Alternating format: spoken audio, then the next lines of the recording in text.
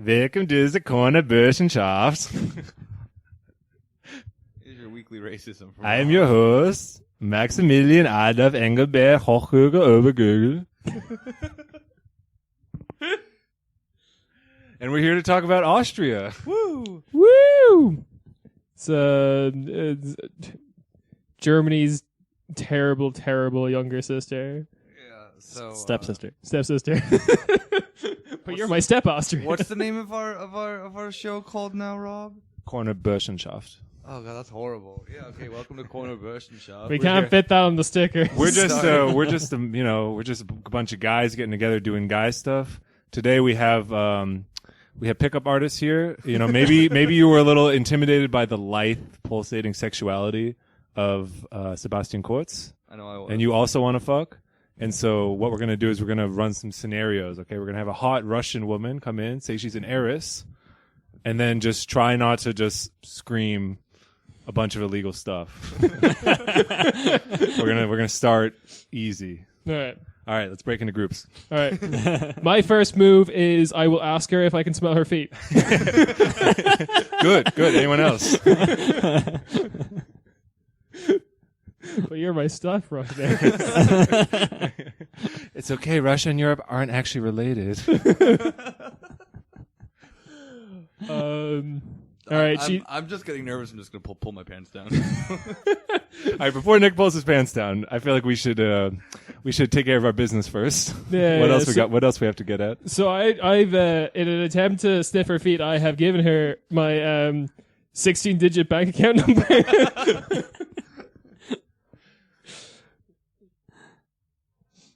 I'm just helicoptering my penis still.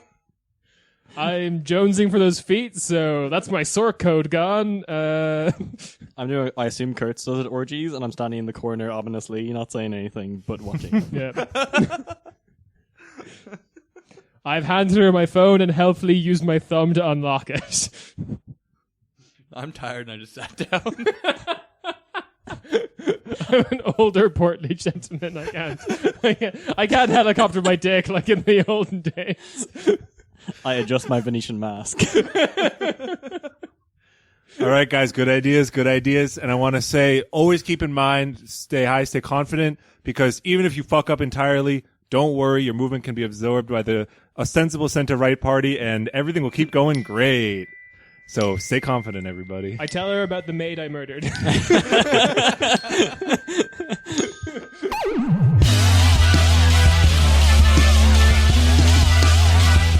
Yeah, one of the worst things is I was reading it, and they were like, and after 7 hours of just, talking about crimes and being a helicopter dick, they're like, yeah, we're going to high Ibiza, and I'm like, fuck, I've been to that club. And Strache in his resignation video was like, all right, first of all, my friend Gudenis, like his dad just died, so he was easily like taken in, and like she was hot, you know, I just wanted to impress her. What else? Naturally enough, like every human being, after a death in the family, I'm just at the horniest I've ever been. Nothing gets me hard like the death of my father. That's how I mourn, baby. Oh, that's weirdly This is a Oedipus sad as fuck.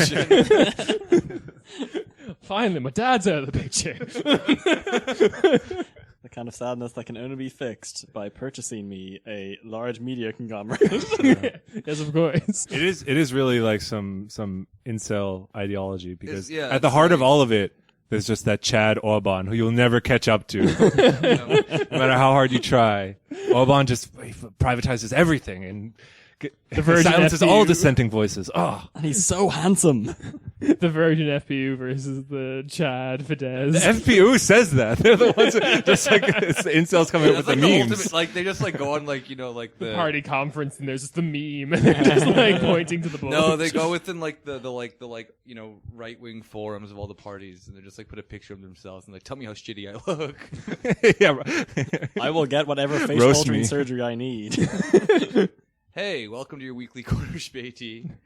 I'm Nick, and we got the gang here, minus Yulia again, but it is what it is. So we got Rob, Kieran, Hey. and Yep. Hugh's back with us. Yo. for second time. We missed you. We missed you. Oh, I've Where been have gone a you while. been? Yeah, went back to Ireland, came back Yeah.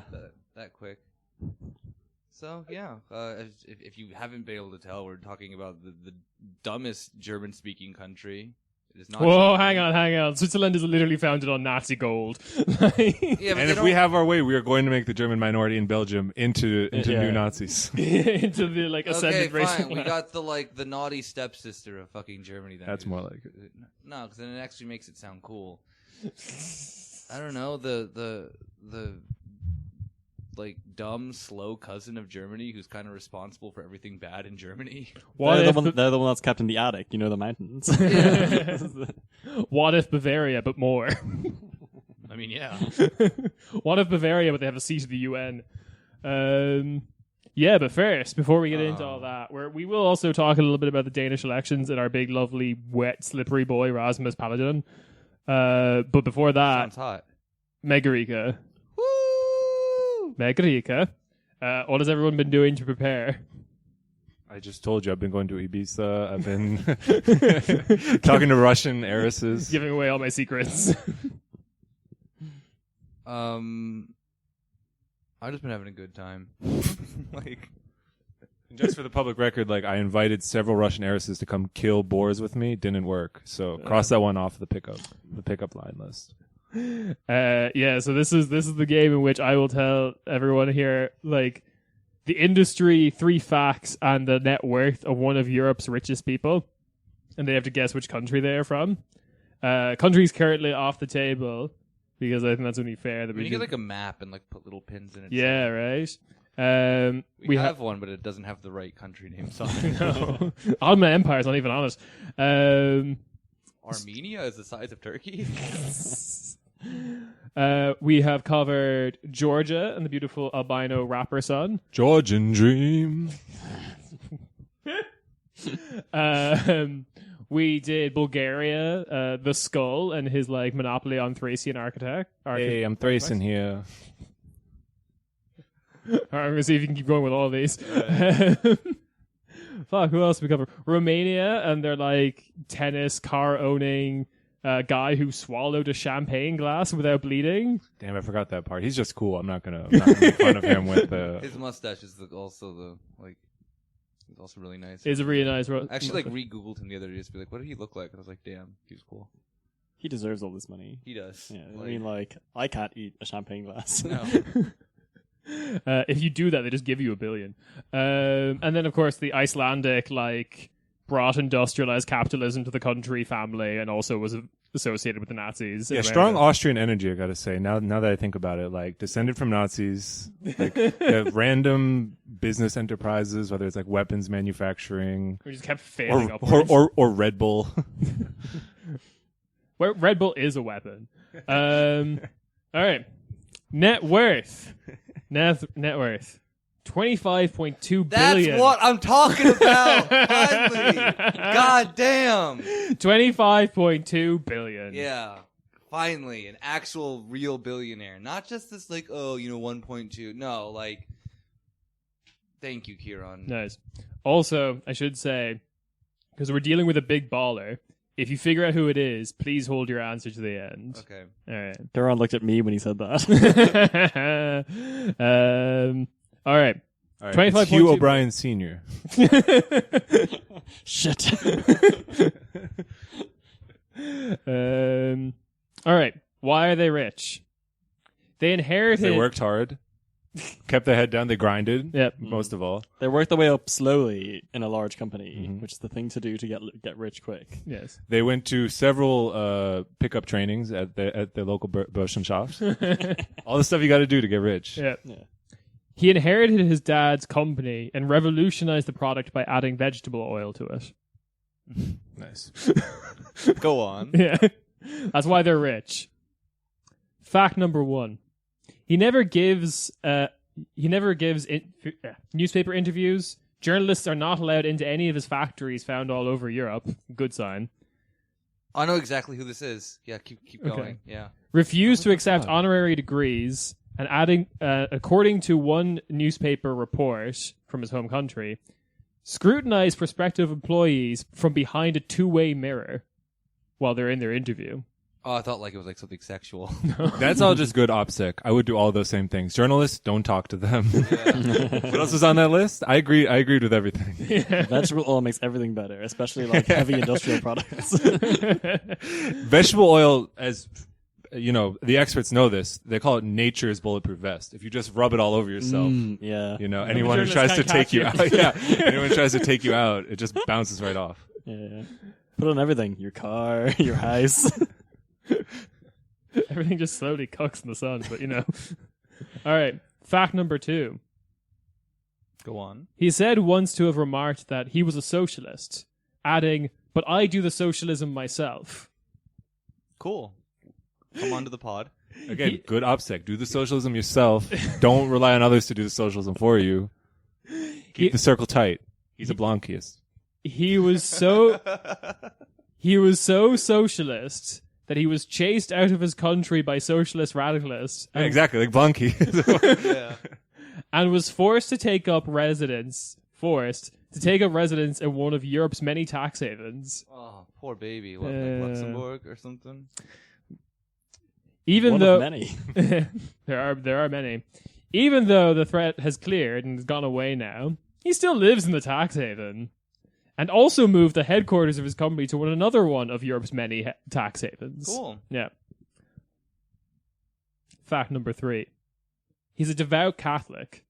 Every factory... Hey, baby. Marron. Every factory of his has a statue of the Madonna in it.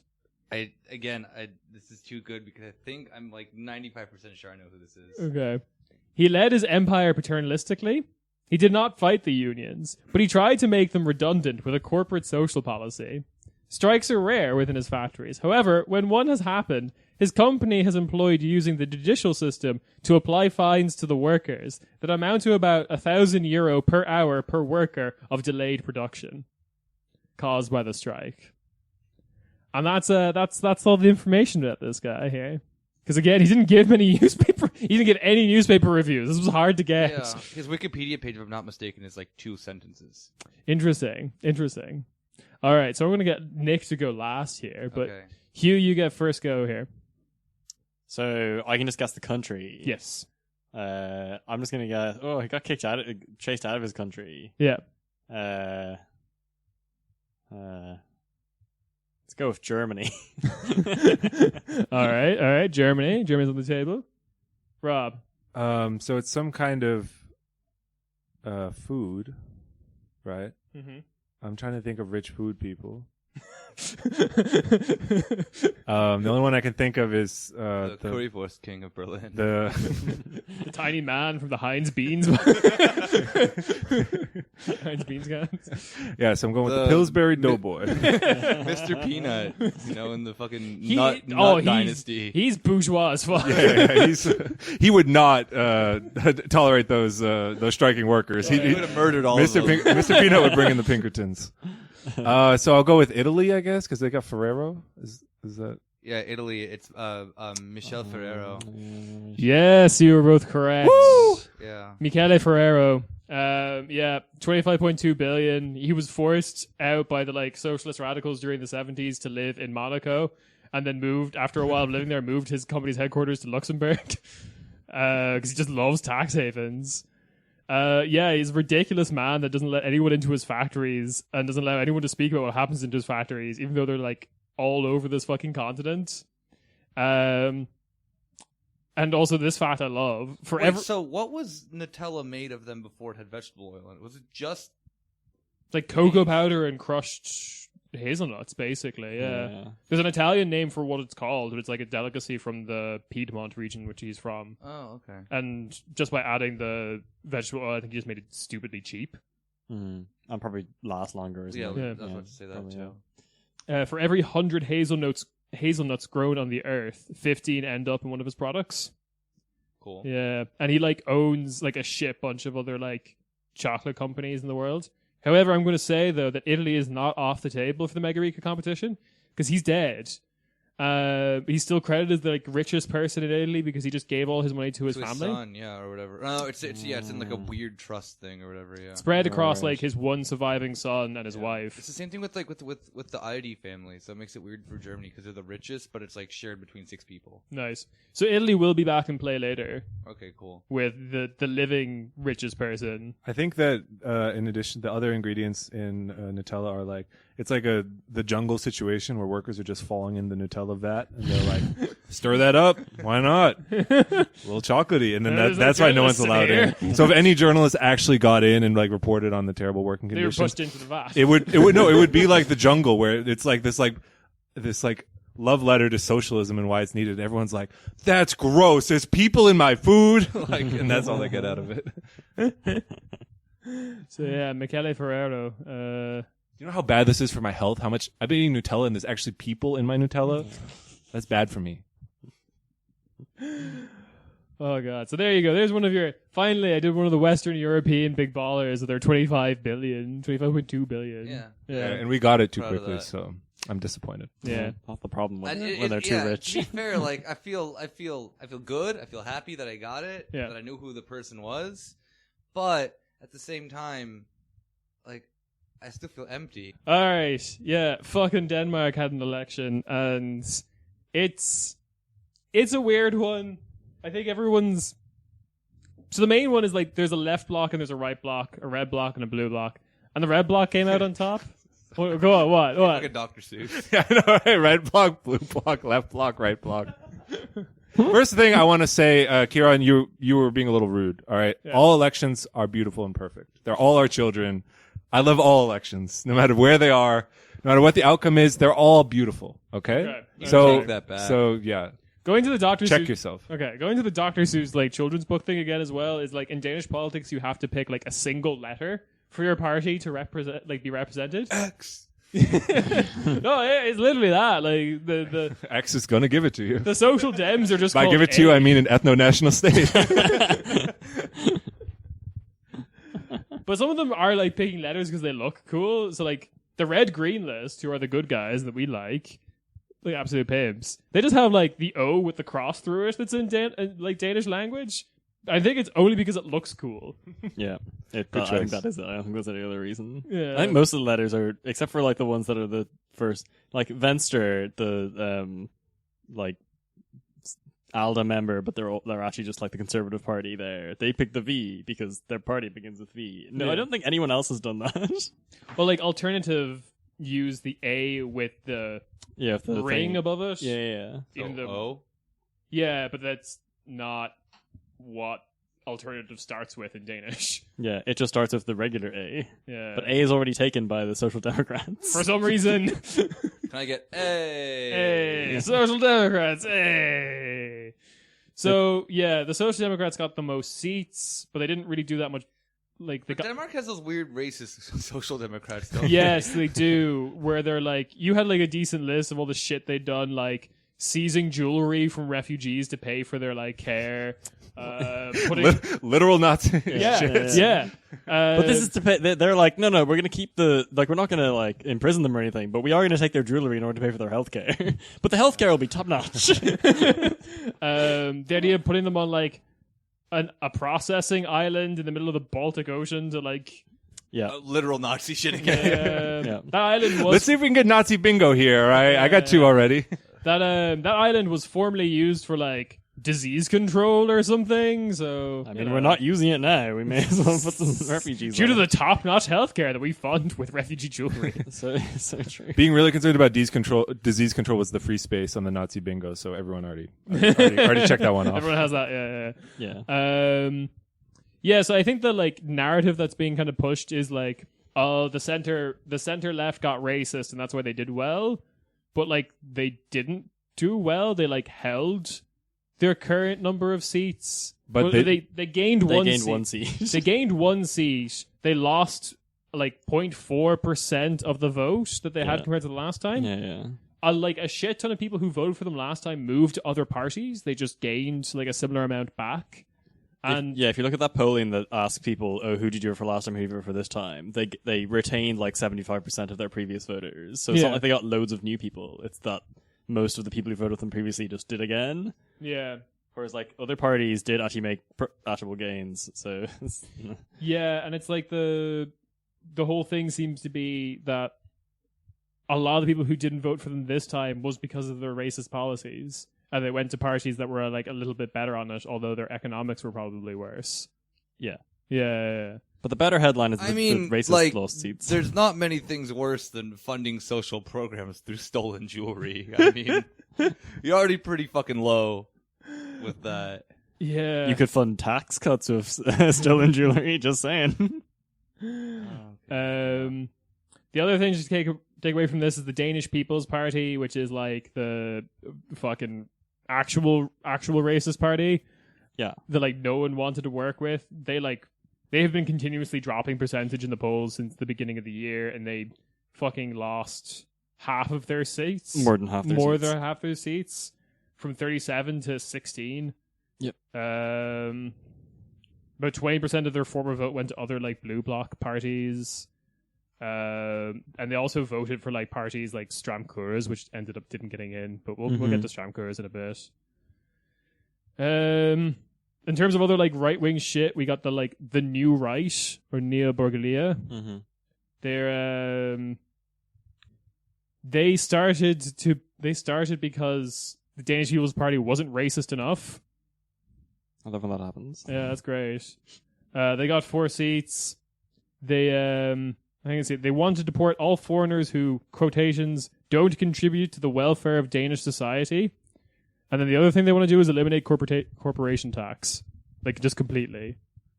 That sounds like the worst party that exists. I know, right? We want to be a tax haven of just ethnically pure Danish people.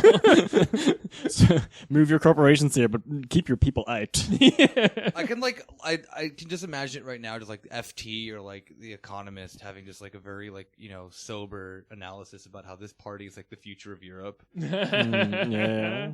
Because they always I love election time with the European neoliberal papers, because there was one with FT the other day that it was like, France, they're not living up to their stereotypes. Like, the fuck is up with that? It's like, you, like, what? Like, you don't realize that European countries are like these very complex cultural things, but no, it's like the French are smoking less and wearing less berets. Like, what's up with that? That was literally the fucking article. I spent a long time learning these stereotypes. Don't change them now.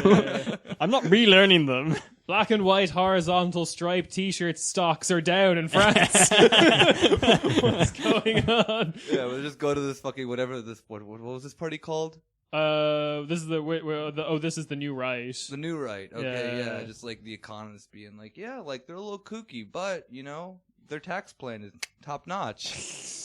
Ethnic Danes will not have a better opportunity to invest in their own country than through this fucking shitty, possibly Nazi party. Or I guess they're not Nazis because it's just full blown extreme free market fascism. Yeah, it's weird. In terms of the good parties that we would support, like the Red Green List and the Socialist People's Party did okay. They got 13 and 14 seats respectively. But the thing that upset a lot of people was that the Red Green List underperformed their polls. They were getting 9% of the polls, and they ended up only getting 6.9% in the actual vote. Because if they got close to 10%, that would have been a massive fucking gain for them. And then just my last little list of weird things that I found out about Danish politics while looking at this. The Christian Democrats in Denmark are actually Christian. They just have they actually have policies that are very pro-Christian. They're super into refugees as long as they're Christian, and we should take all of them in. It's weird. It's the only Christian Democrats I've seen. They're yeah, Christianity's still a part of this. Very strong opinion about Constantinople. We should let it into Denmark. I think you should, if you name your party something, it has to be that. You can't just say it, you can't have a name and then be oh, these are our beliefs. I want it in one line alone. If you're the Christian Democrats, you're Christian, and you like democratic democracy events, yeah. Social Democrats, Democrats, you like being social. Well, this is the thing. The center-right party in Denmark is called the Left. Yeah, it's very confusing. Because they've been around since 1890, and back then they were. but things have changed. Weird things that I've also learned. Joachim B. Olsen was a Liberal Alliance candidate. He advertised on Pornhub. Like before, like the pre-roll ads on porn would just be like, "Hey, it's me, vote for me in the Danish elections," and like he had to confirm on social media, "It's like, yep, that's me on Pornhub." They performed really poorly. They went from 13 seats to 4. He resigned. And then of course our boy, the big wet Rasmus Paludan, the racist YouTube lawyer prankster. Unfortunately, his party, Hardline, Stramkurs, did not get in. Well, I just want to back up for a second. I can't keep track of all these parties. They all seem really racist to me. Yeah, it's Denmark. And so Rasmus Paludan, for those who don't know, well, first of all, he didn't get in, like you said. Yeah. But he was just like the most extreme of all of them, like burning Qurans and saying, yeah, we were going to cleanse Denmark of all of the... I actually have a quote here. There would be... I have a quote that says, best case scenario, there would be no Muslims on this planet. Yeah. From Rasmus Paludan. So it's, but it's kind of a spectrum in Denmark. It's like, it kind of flows over into Stramkurs, even though they didn't get any seats. It's like, instead of a left and a right wing, they just have like a torrent of water that just flows rightwards and then just completely falls off one edge into the Baltic Sea, and then eventually you get to the disease refugee island or something. But yeah, no, fucking Rasmus is like ridiculous. He's like caused riots in Copenhagen by like throwing Qurans onto the floor. Yeah. And so we should say, if you're a Danish listener, you certainly know him. If you don't know him, look up his photo. He looks like a Gamorrean guard from Star Wars. The like big green pig that gets eaten by the Rancor. Look at fucking Rob flexing here with his extended universe knowledge. Yeah, that extended universe. That's in Return of the Episode Jedi. 6. No, I know it's in Return of the Jedi, but I always just call it the Green Pig Man that gets eaten by the Rancor. Okay, yeah, their name Like- is never actually Like said. he looks like like a monster come to life. Like he looks like he's a YouTuber, right? But that kind of Yeah, was part Wait, of. he's actually a YouTuber. You weren't joking about that. No, But he's a like he YouTuber, was yeah. already active political before the YouTube, but it's key. It's a key part of the whole. Yeah, like he's like one of the those outreach. subscribed to like Danish YouTubers. He's really popular with teenagers, even though he looks like he has like Maybe it's just several like new young types of kids gout who that we think don't know it's about. Like maybe it's just like young kids think it's like a Star Wars fan channel of like a dude who's like dressed up as a Gamorrean guard. Oh, the guy who was in the Gamorrean guard suit tells us about the Quran. He wants us to vote for his new party, the Huts. But that's the thing, like a lot of his money came from YouTube. Because YouTube and like live So stream, not Pornhub, not him like jacking off before being like, "Oh baby, vote for me." like jack off instructions, like you're gonna vote Stramkurs in the election. Okay, so this gets into a point about Rasmus Paludan is that like he made a lot of his money that apparently went into the campaign for this election that got him no seats, but still, like he made a lot of this money by like. There's a feature on YouTube when you live stream. There's like a thing called Super Chat, which is the comment in the big torrent of chat comments can be pinned to the top by the person who made the comment paying. And that's where a lot of his money came from. People would like pay to have their comments pinned on his like live stream. And analysis was done on it by like Storyflow, which is like an Irish social media analysis company. It was just like, yeah, like all of these comments between April 21st and June 1st were like openly Islamophobic and anti-Semitic. I was just gonna say like those people who just like will pay to have like 1488 like written at the top or something. Cool. Yeah, it's pretty just much. normal Twitch stuff. He's like streaming himself burning a Quran, and he gets like $1 million donation. He's like, "Oh yeah, thanks. Sorry, I don't burn Qurans with fans though. Thanks though." Yeah. Well, no, this is the thing. No, he does burn Qurans. But, No, like, I know. well, he announces where he's going to go, and he does like meets and greets and then burns a Quran. So like, I'm not joking. YouTube takes like a 30% cut of all of these things as well. So that's a fun little comment there. Literally, we're getting mad. They're getting rich. Yeah. So yeah, that's Rasmus Paludan. Like, Yeah, he has strong. I mean, from what I've read about him, like he's basically like a Danish Ted Cruz. And Rasmus Paludan even had a quote on his Wikipedia, like, "Yeah, I kind of got in a little too deep, so I kind of got to roll with this." Like, and I feel like Ted Cruz the Republican Party is already a white nationalist vehicle, so he can just like hop on in there. but there's the same kind of like extreme debate, logic, lawyer energy that just wants to like take over the world and Tell us about the everyone. the gun situation. Well, all right. I mean, all right. If you're listening and you know more about this, please update us because It I'm sounds so good, I'm though. using Google Translate. This is just one of many things that Paludan does. I mean, his Wikipedia page in Danish is just a whole list of ridiculous situations.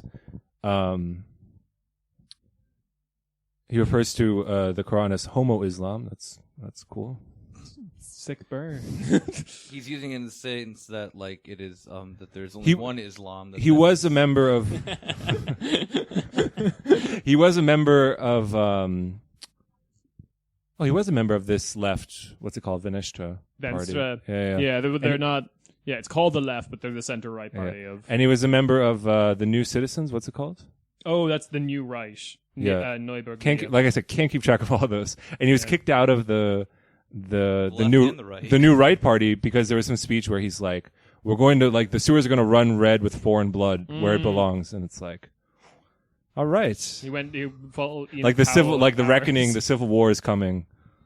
So that's cool. Let me try to find this here. He basically he brought a gun to a meeting of the Laws Volks Committee. I don't know what that is.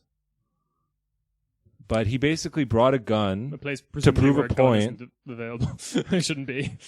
And then he told the radio that it was like a performance art that he did to illustrate that the police respond poorly to real terrorist threats. Because that would be me. Me, a terrorist. Nobody arrested me when I was being a terrorist. And this is This bad. piece about white privilege. This is bad translation. So please correct us. But it says I just have to read it because I'm just very interested. He says he did a similar work. I guess that means a similar piece of performance art. Yeah. Called The Horror of Empire in mean Orange terrorism? County, California. I've done it before and I'll do it again. So wait, are ISIS just like massive performance artists? Yeah. Like, Well, that's how you know that you can get the funding. You can fund ISIS because you're just funding artwork. your patron. Beautiful, yeah. Patron of the arts. I give so much money to ISIS.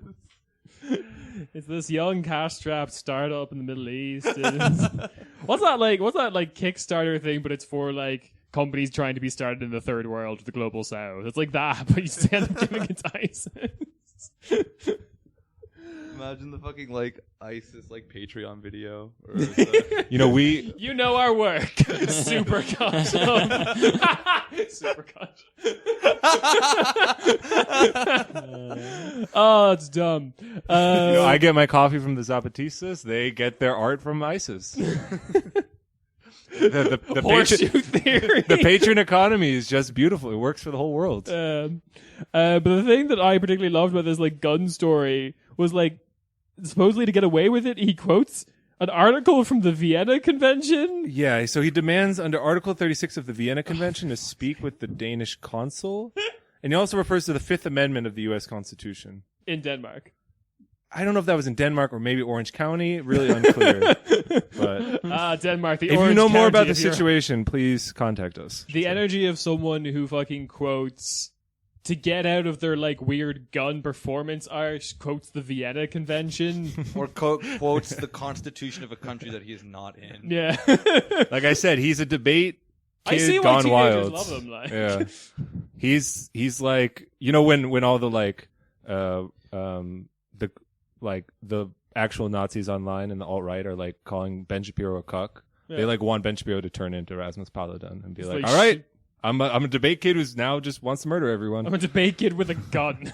So any final thoughts on Denmark, the situation? I'm Paludan. Again, adding this to my list of European countries that I particularly don't like. Well, you know, there might be a left bloc alliance that gets into government that doesn't let the Social Democrats do all their gross anti-immigrant stuff, but there also might not be. So, Yeah. yes. Yeah, And that's probably more That likely. seems to be It'll- a theme with you. Yeah, you know, who knows what's going to happen? It'll be something. It'll probably be bad, but I don't want to say that because then I'll be the bringer of bad news.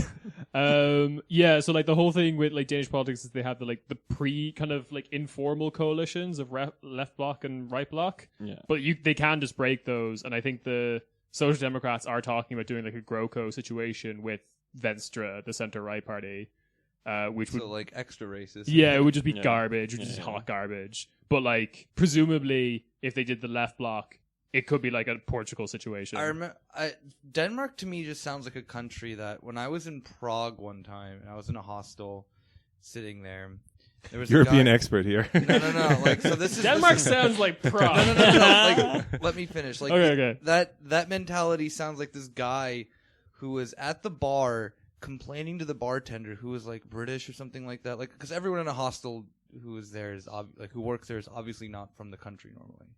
And there's this dude who's from the Netherlands who's just complaining continuously about just how much, just like how shitty the Netherlands is, and how like Prague is like the most perfect, or like the most perfect European city for him because there's no immigrants going around. Ooh. Did he look like an extended universe Star Wars character?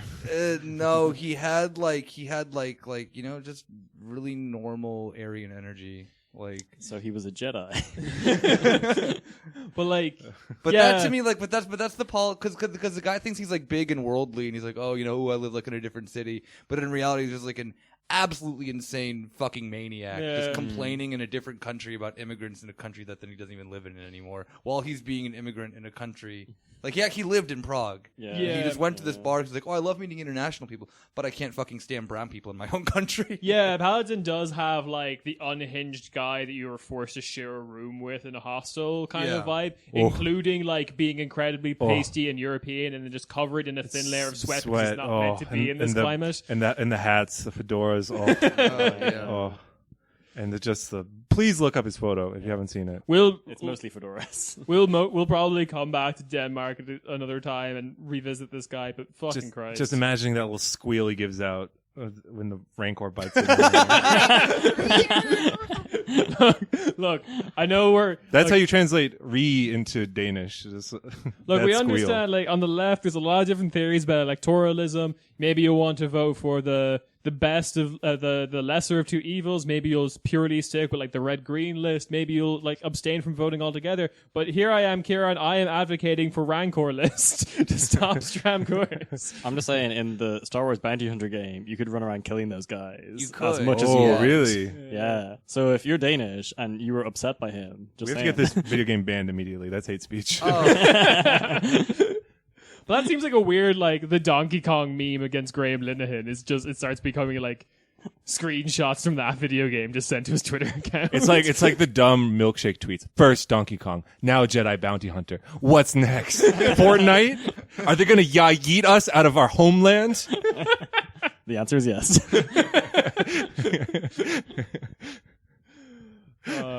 Okay, so from one. Well, I mean, we should also say that we will talk more about Denmark in the future. All our Danish listeners, thank you for listening. Sorry we didn't go that much in depth. Shout out all the like Antifa groups. Keep doing good work there.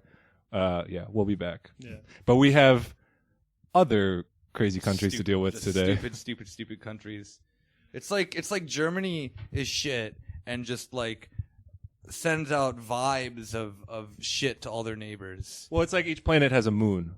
Yeah, and the moons of And Germany. the moon came from the Earth originally, Yeah, right? Like a yeah. little piece that like broke the moons off. of like Germany, bad country. But Germany deals with their shit mainly through like white guilt or racism. Like it's which is also still racism, the white guilt. Sometimes, somehow, both. Yeah, sometimes both if you're the Green Party. But yeah, Denmark, Austria, the moons of Germany. Fucking just, if everything just disgusting just got like lodged out of Germany and ended up in these countries. I love how our discussion of Europe is very much just like Germany, and then the countries that border them. It's like, Well, I mean, yeah, we live here, baby. yeah, that's true. Yeah. Oh, I'm not looking forward to the Poland episode. That's no moon.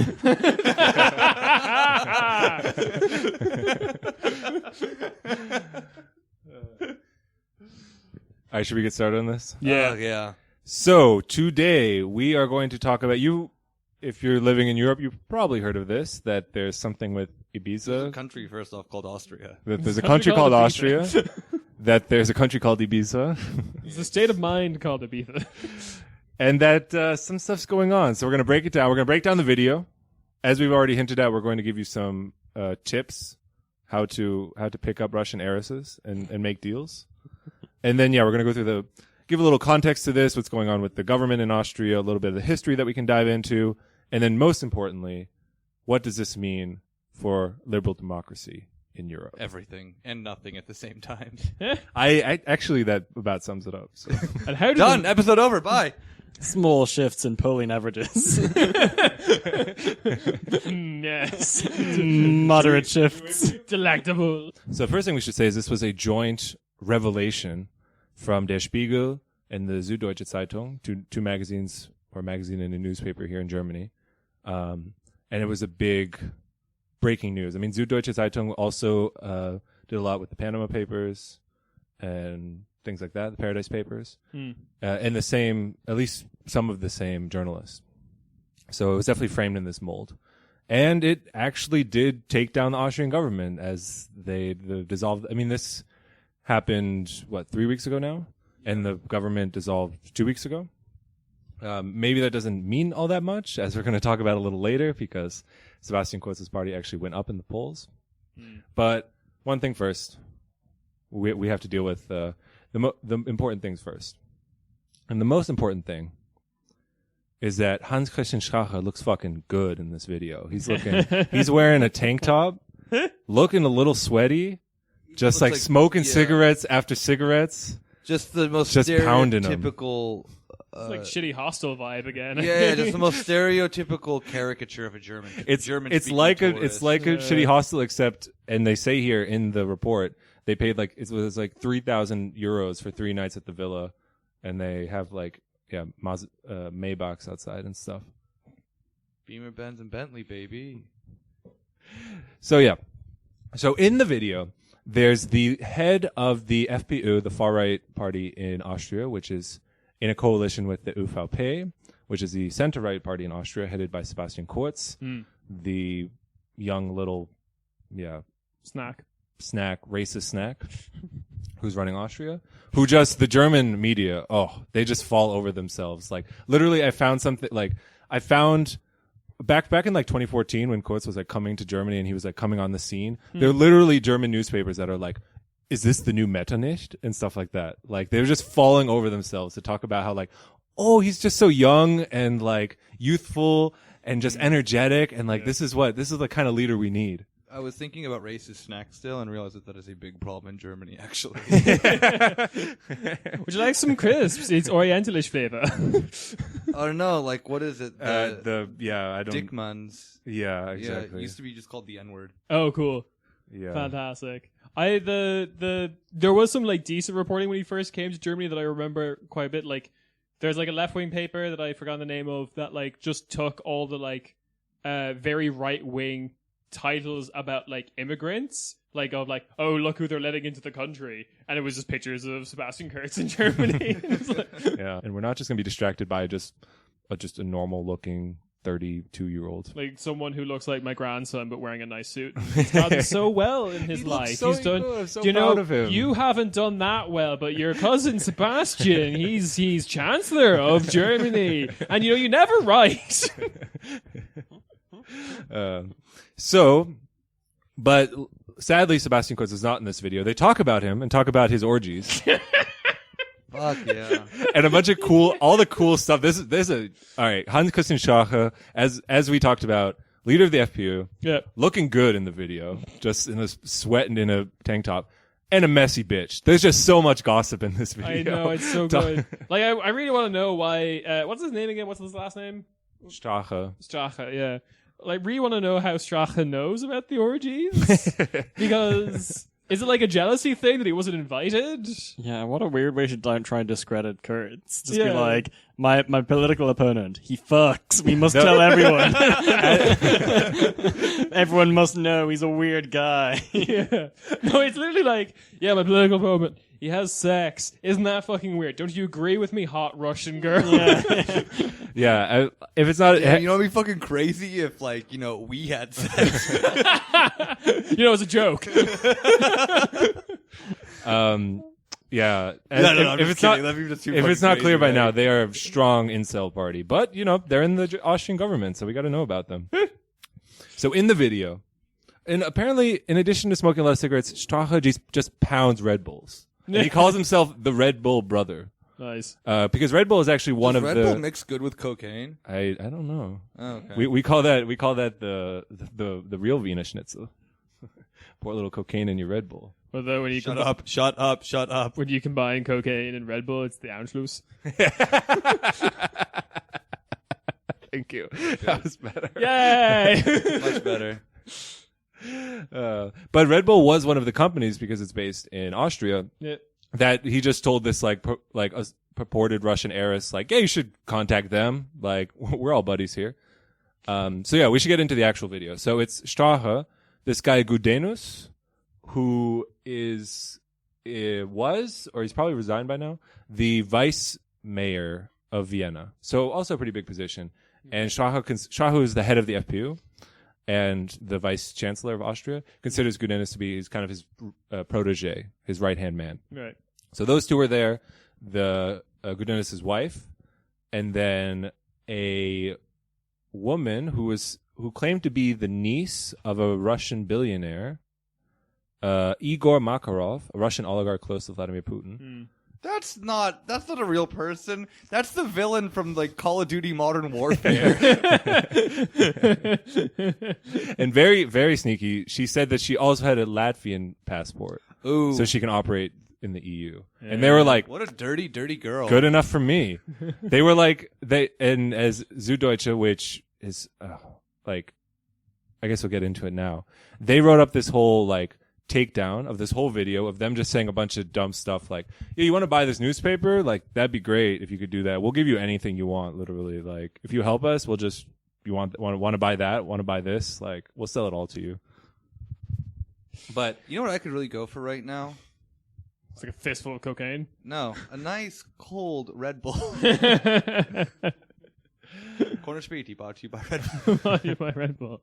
there's a ton of stuff in the video because they were together for 7 hours. They had dinner and then, like I said, they go out to the club afterwards. And he didn't fuck. They didn't fuck no. That's my weird. That's God. what Kurt does. Her lawyer was there too, so it was like He didn't fuck ostensibly a too? business meeting. Like, he Sadly, could've no been one fucked. like an irony gangbang. No, it's Austrian government. Like, okay, I'm Strache. I'm the idea guy. Kurt's the fucking guy.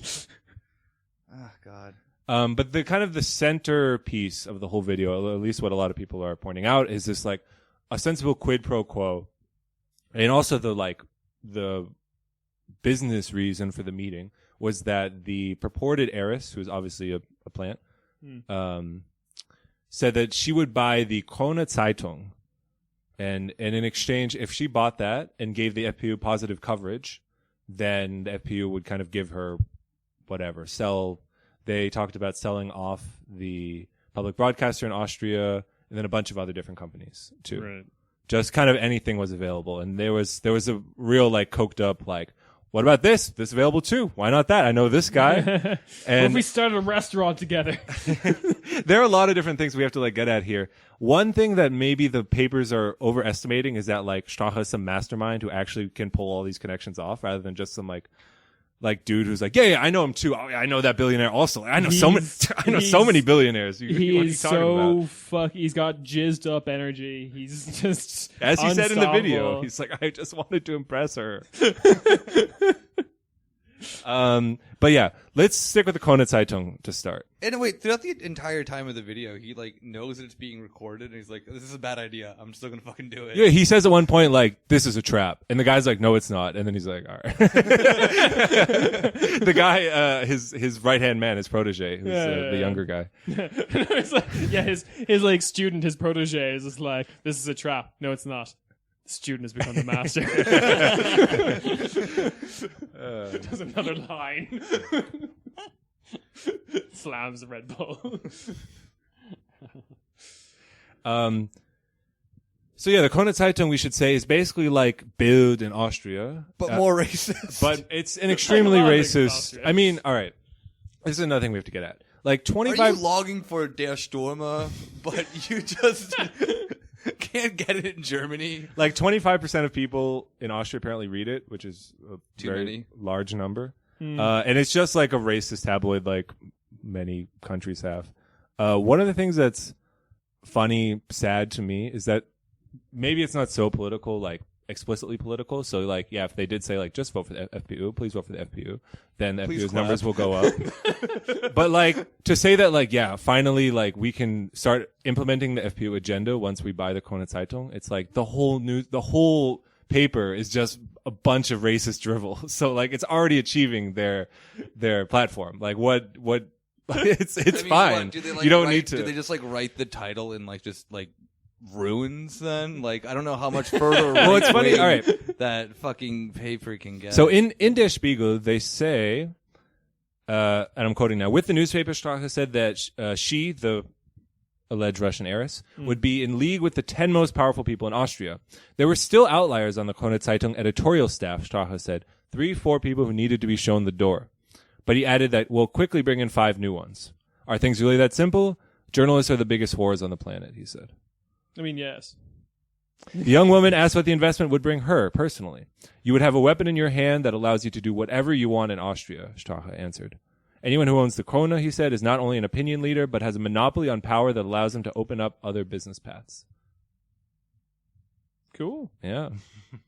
It's still just this weird logic of like, all right, if we make the Daily Mail right wing, But what if instead of the Daily Mail saying you should vote Conservative, what if they said you should vote for like UKIP or whoever the like thing at the time is? yeah, So I think Strache's problem isn't that the paper isn't pushing his agenda; it's that it's also not including it with, and Strache's the one to do it. It's Yeah. like because Austrian media did have a very like similar to a lot of German media did have like a fawning over Kurz as this like ideologue, Wunderkind. young, like future of the party, has like managed to get control from all the old hands. he changed the color of the party's logo from black to turquoise. Oh, yeah. Genius, useful genius. Give this man your vote, your beautiful turquoise vote. One thing that's talked about, not only in the video, but in Austrian politics a lot apparently, is, as we alluded to earlier, Hungary and Viktor Orban. So the FPU talks about Orban a lot. They say, we want to just be like Orban. We have so much respect for Orban. Why can't we do that here? And he says, Why can't we speak Hungarian here? Let me find the exact quote. Oh, he says exactly, we want to build a media landscape like Orban did. Oof. cool. Good luck. Well, the thing is, they're In fairness, if that meeting was legit, that is the first step. Yeah. the thing is, they're not that far away because there's, as we'll get into, a long history of corruption in Austria, a long history of corruption with the FPU, and like especially the FPU, but all Austrian parties. And yeah, like they've made no secret about the fact that like this is some like new thing that they're going to take over. I think a lot of the newspapers try to do the gotcha, like you criticize corruption in Brussels, but you're actually the corrupt one.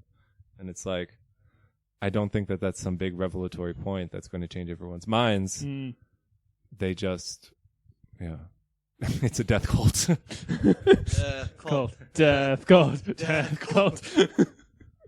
Like it's a way of cutting off the head. Like you can get rid of Strache, but you can't get rid of the party by being like, but their leader was corrupt. It's like, and All right, here's another pasty, sweaty man. we have a whole truck of them. Yeah. So one thing that They're all willing to do weird, horny mistakes. one thing that Strache said repeatedly in the video Yo, she was hot. I'm sorry. was that everything has to be legal. No matter what. So basically, he would just say a bunch Everything of has to be stuff. legal. What age are you, by the way? Well, that he kind of said it like it was a get out of jail free card. He's like, yeah, all right, but this is gonna be legal. And then like apparently, What's this weird conflation of like legality with morality? If it's legal, therefore it's good. It's really like that. Yeah, German mindset. Yeah.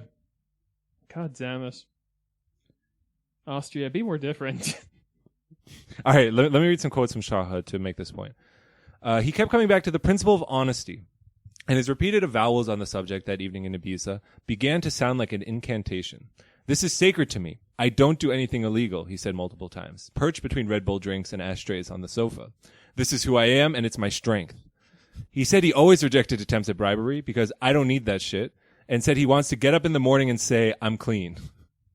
He claimed that this was always his way, and in truth, it brought me to where I am today. Now the big players say we need to take this guy seriously.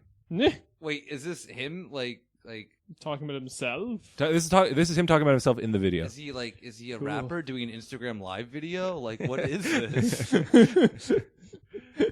And that's when he steals the cocaine. He runs out shouting, "Munka!" Straka gang.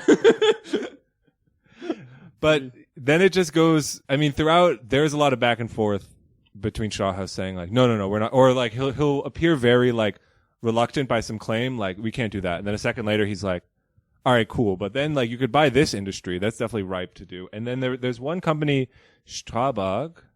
Oh yeah, that's the largest. It's like the largest. That's who my fucking apartment's owned by. Oh yeah, they're garbage. I fucking hate them. They should be like. It's not talking about their apartments, but Strauch is bringing up the prospect that public contracts for highway construction, which in general, one of the largest contracting companies in Europe, as well as one of the largest real estate companies. Which in general is awarded to Strabag.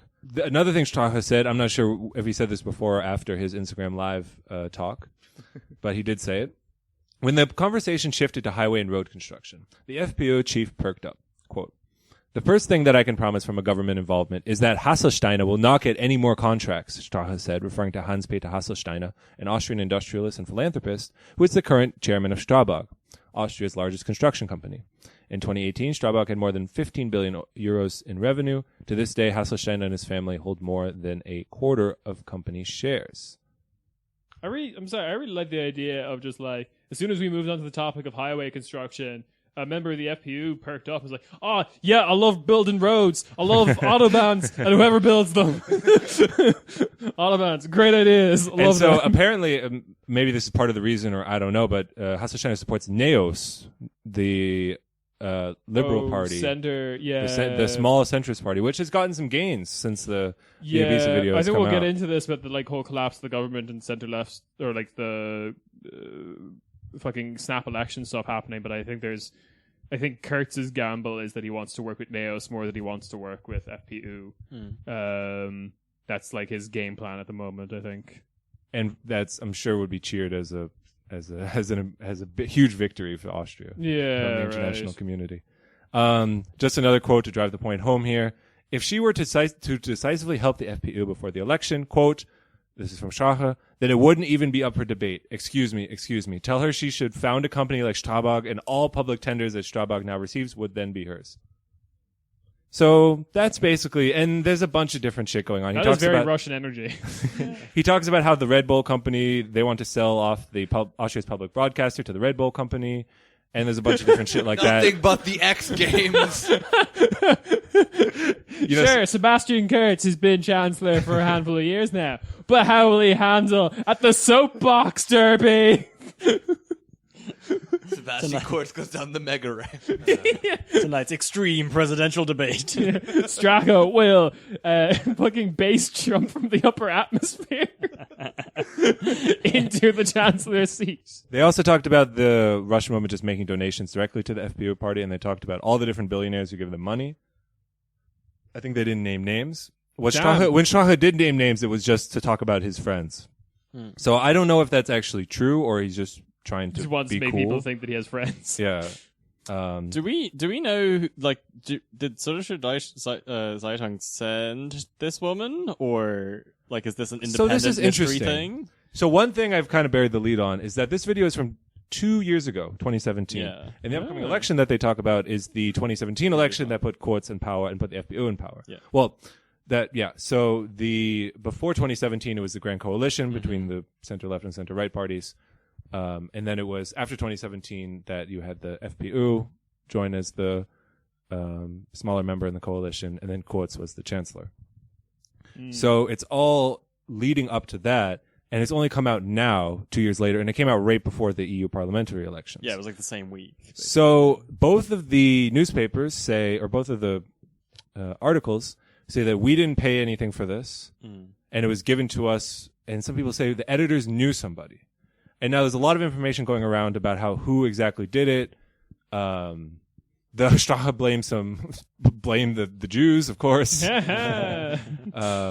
Classic Austrian move. Apparently, Jan Böhmermann is somehow involved, and I was going to watch his videos to figure it out, and I just don't want to hear his chipmunk. I don't want to see his little chipmunk face talking, so I just didn't do that. Well, because he got an award in Austria before this video even came out. For this video, Being cool.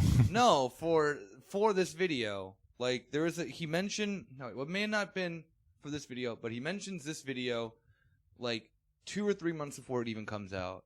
Well, along those same lines, there's a group in Germany called the Center for Political Beauty. Do you know this? Yeah. And they just do kind of stunts. What is? Oh. Like, yeah, they have like things where they Base jump from the upper atmosphere. into literal chest like and it's shit like that where they had like a lion in a cage or something like that like recently as a thing of like we're gonna throw a refugee into it to like an example for then I guess like the problem of like European refugee policy. So they're like, oh hey, like come to this point at this time we're just murdering refugees own the conservatives. yeah, no, but I mean like they No, do so- this like very like shock. yeah, Sort of yeah. stuff. So, for example, some things they did with refugees are like they had rescue platforms in the Mediterranean. I don't think they actually rescued that many people with them, but it was kind of just like the symbolic thing. And they do a lot of things like that. And it's in the past when I heard about them, I thought this is kind of like, first of all, it fits perfectly into the German mindset Yeah, of like they are yeah, very this is- German. they're solving the problem with art. Like, it's like that person who's like with the rise of the AfD wanted to do like an interpretive dance play, and that would take down the AfD. Perfect. But I will say that apparently the Center for Political Beauty did that neo-Nazi honeypot thing with Chemnitz. Did you Yeah. see about that? They just collected the names of like they got like a huge network of people. Oh, You saw this? yeah. So they were also connected to that, and some people think they're also behind this video. Wait, hang on, was It the could be. huge collection of names thing? Because I think I particularly liked this one. It was like people self-reported Yeah. something. Yeah. So what it was they're like they released this information saying, "Oh, we got a bunch of people's names from Chemnitz," and basically like, "Oh, here's the database." But what they didn't realize is when you went to the search box to search your name because you were someone at Chemnitz, they were recording that information. Yeah. I exactly. love that. That was genius. So if the video and that, because the video for whatever it did take down a government, so that's something more than we're doing. So maybe they're. Hey, if you're at Chemnitz, just email us. We'll swear we won't. But like, if it was like done by a group with the interest of not having an ultra far right government in Austria, why didn't they do this like when the government formed? Because they had this information then, and then they just bided their time through 2 years of terrible Austrian policy. Yeah. And then they were got like- a lot of shit done, right? They Yeah, did, yeah. Like, the only good thing that happened in Austria between now and then was like same-sex marriage was legalized, but that was due to a constitutional hiccup. Like they were like, the previous ban on same-sex marriage is unconstitutional, so I guess it's legal now, and they tried to stop it. Yeah. Like that's the only good thing that happened in Austria since then. Yeah. Yeah, that's a good point. And It's just confusing more than anything else, and it seems like maybe it was done by like an independent journalist or somebody. or people who wanted money but didn't Yeah. pay. I don't know. Yeah. The other side of it, I think the like harebrained conspiracy I've been hearing, and I don't know, I'm get the temperature of the room on this one, is that it was someone loyal to Kurtz because Kurtz wants rid of the FPU. Yeah. Yeah.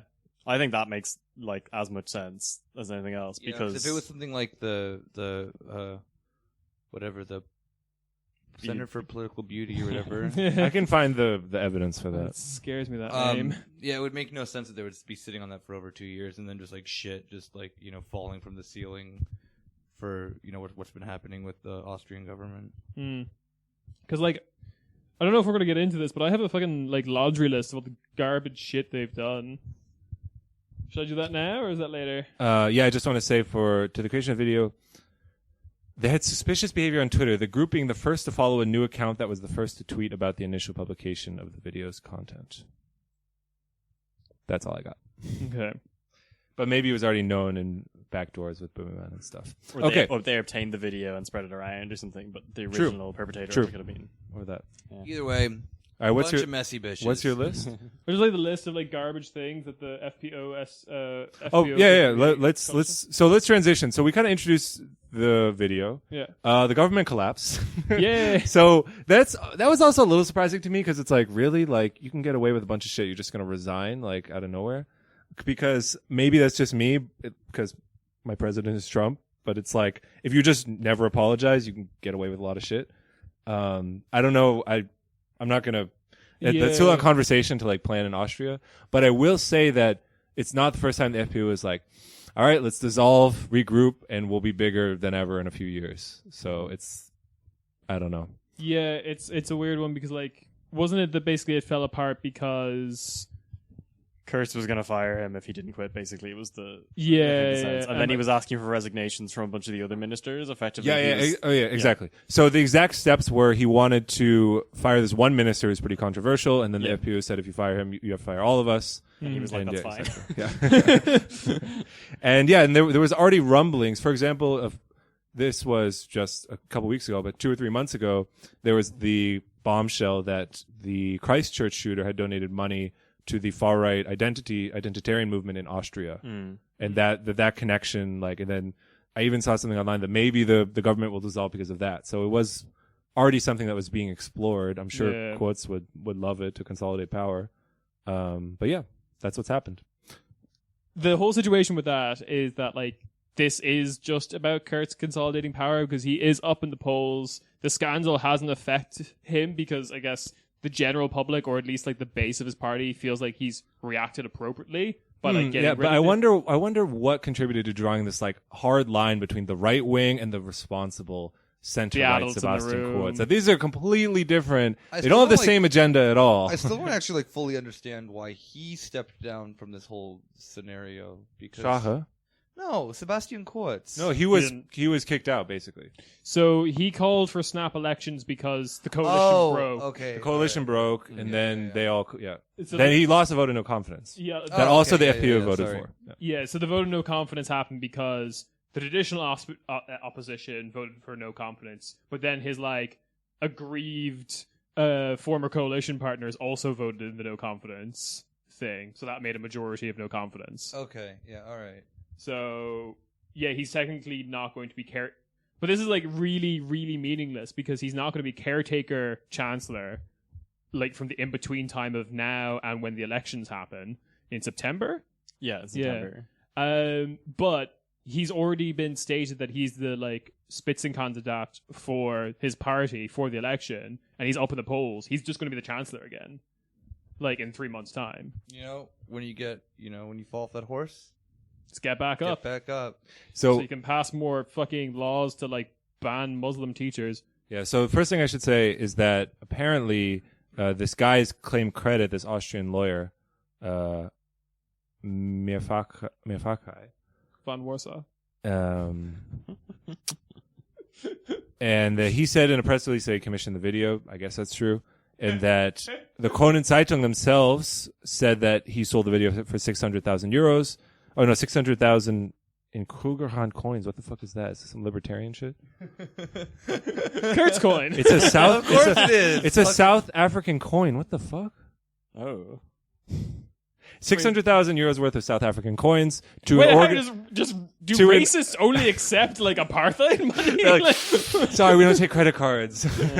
We only take old South African currency. To an organization based in Germany. So it could be right. that, bought fucking it political off the- beauty bought it. Yeah. If you were Strahe, would you not be like, that weird media I had in Ibiza never really came to anything, and she never contacted me again? Should I look into that further and maybe check if she was a plant? You don't understand the horny mindset because Maybe she'll call me. he wasn't thinking about the like weird meeting he had where he like gave away all of the secrets because he's thinking, why didn't she call me again? Oh, how did I fuck up chatting her up? He was just going in that cycle in his head that he got completely blinded to all the like, all the secrets. But But even in that case, I definitely shouldn't have said But being then- able to but count then- here. yeah, but then- He's Oh, like, I definitely no, should. no. He was like, Look- damn, I should have name dropped more billionaires. Then maybe she would have fucked me. But it's literally the scene from The Simpsons with the like Cayman Islands account. It's like, Oh no, I shouldn't. I shouldn't have said he was a client. I shouldn't have said the account was secret. I definitely shouldn't have said the account was illegal. It's too hot today. Yeah, he's in Ibiza. It was hot. He wasn't thinking. But yeah, we should switch to what they've gotten done. Yeah, okay. Do you want to go off this list? Because one thing, well, all right, you just go. All right. Let's go. Fucking countdown. Monzo. Mojo top 10. Yeah, list. Mojo TV top 10 list of awful shit this coalition has done. All right, so let's see. They had like these plans to drastically cut unemployment benefits, which they implemented to introduce flexible labor, like that old thing. We talked about this in the fucking I want to introduce a 60-hour work week too. pretty much, but like we talked about this in the fucking the Carcel episode of like flexible labor. It'd be so great if we could just bend you into like over an iron bar and like get you to do awful shit. Well, I guess this is on the list somewhere, but the 12-hour workday is like under the same umbrella of flexible labor. Like the whole slave law that Orban passed, Austria did it too because they love Orban.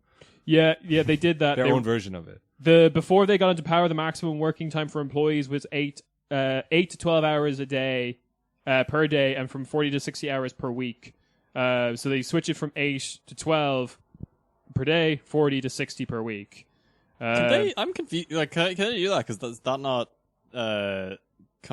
not gel with the EU working time directive stuff they're supposed to have implemented? So from what I understand, it's optional. Yeah. But then it's like the You have to employers can basically have to basically sign fire it. you. Yeah. Yeah, so they've like increased what the optional opt out of it is to a higher number. Okay. They also severely weakened Austria's like system of collective bargaining. Very like Germany's social market economy of like collective bargaining guarantees. I think something like 80% of the minimum wage for a lot of industries. Let's see. Other things he accomplished. I think I mentioned this before. He basically changed the party's name to the Kurz list, the New People's Party, and then changed the color from black to turquoise. He also consolidated power within his own party, Kurz. He has like veto power over like the entire list of candidates. So if there's just someone on the list he doesn't like, just boop, they're gone. Yeah, both the Kurz and FPU leader Strache presented closed borders, Islamic laws as best solution to the country's social and political problems. Wait, so they want Sharia law? Well, Sharia for Austrians. Cool. Yeah, the rhetorical shift in public opinion, but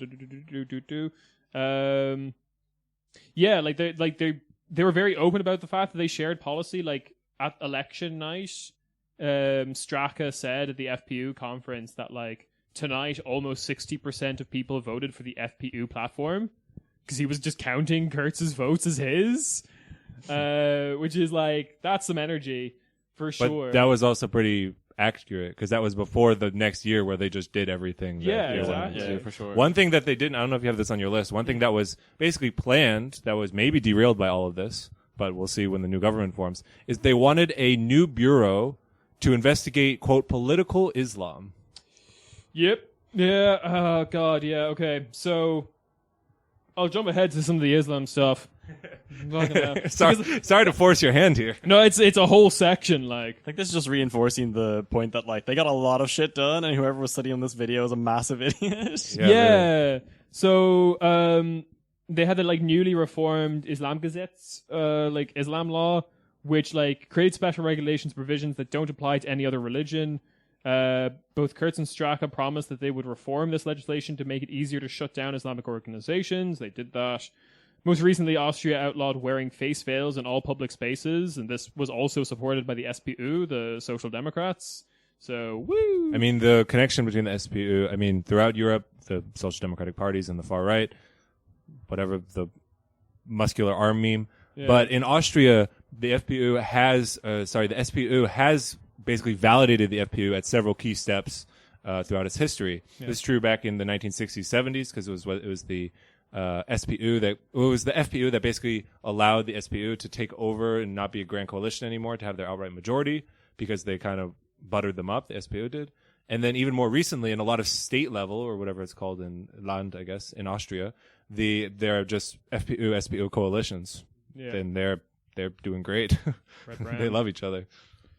The last little thing I have on the like Muslim thing here, but there's also some more stuff in general, is that there was like this kind of moral panic that Kurtz kind of championed about like kindergartens that were run by Muslim providers, like Muslim teachers, kindergarten, whatever you want to call them.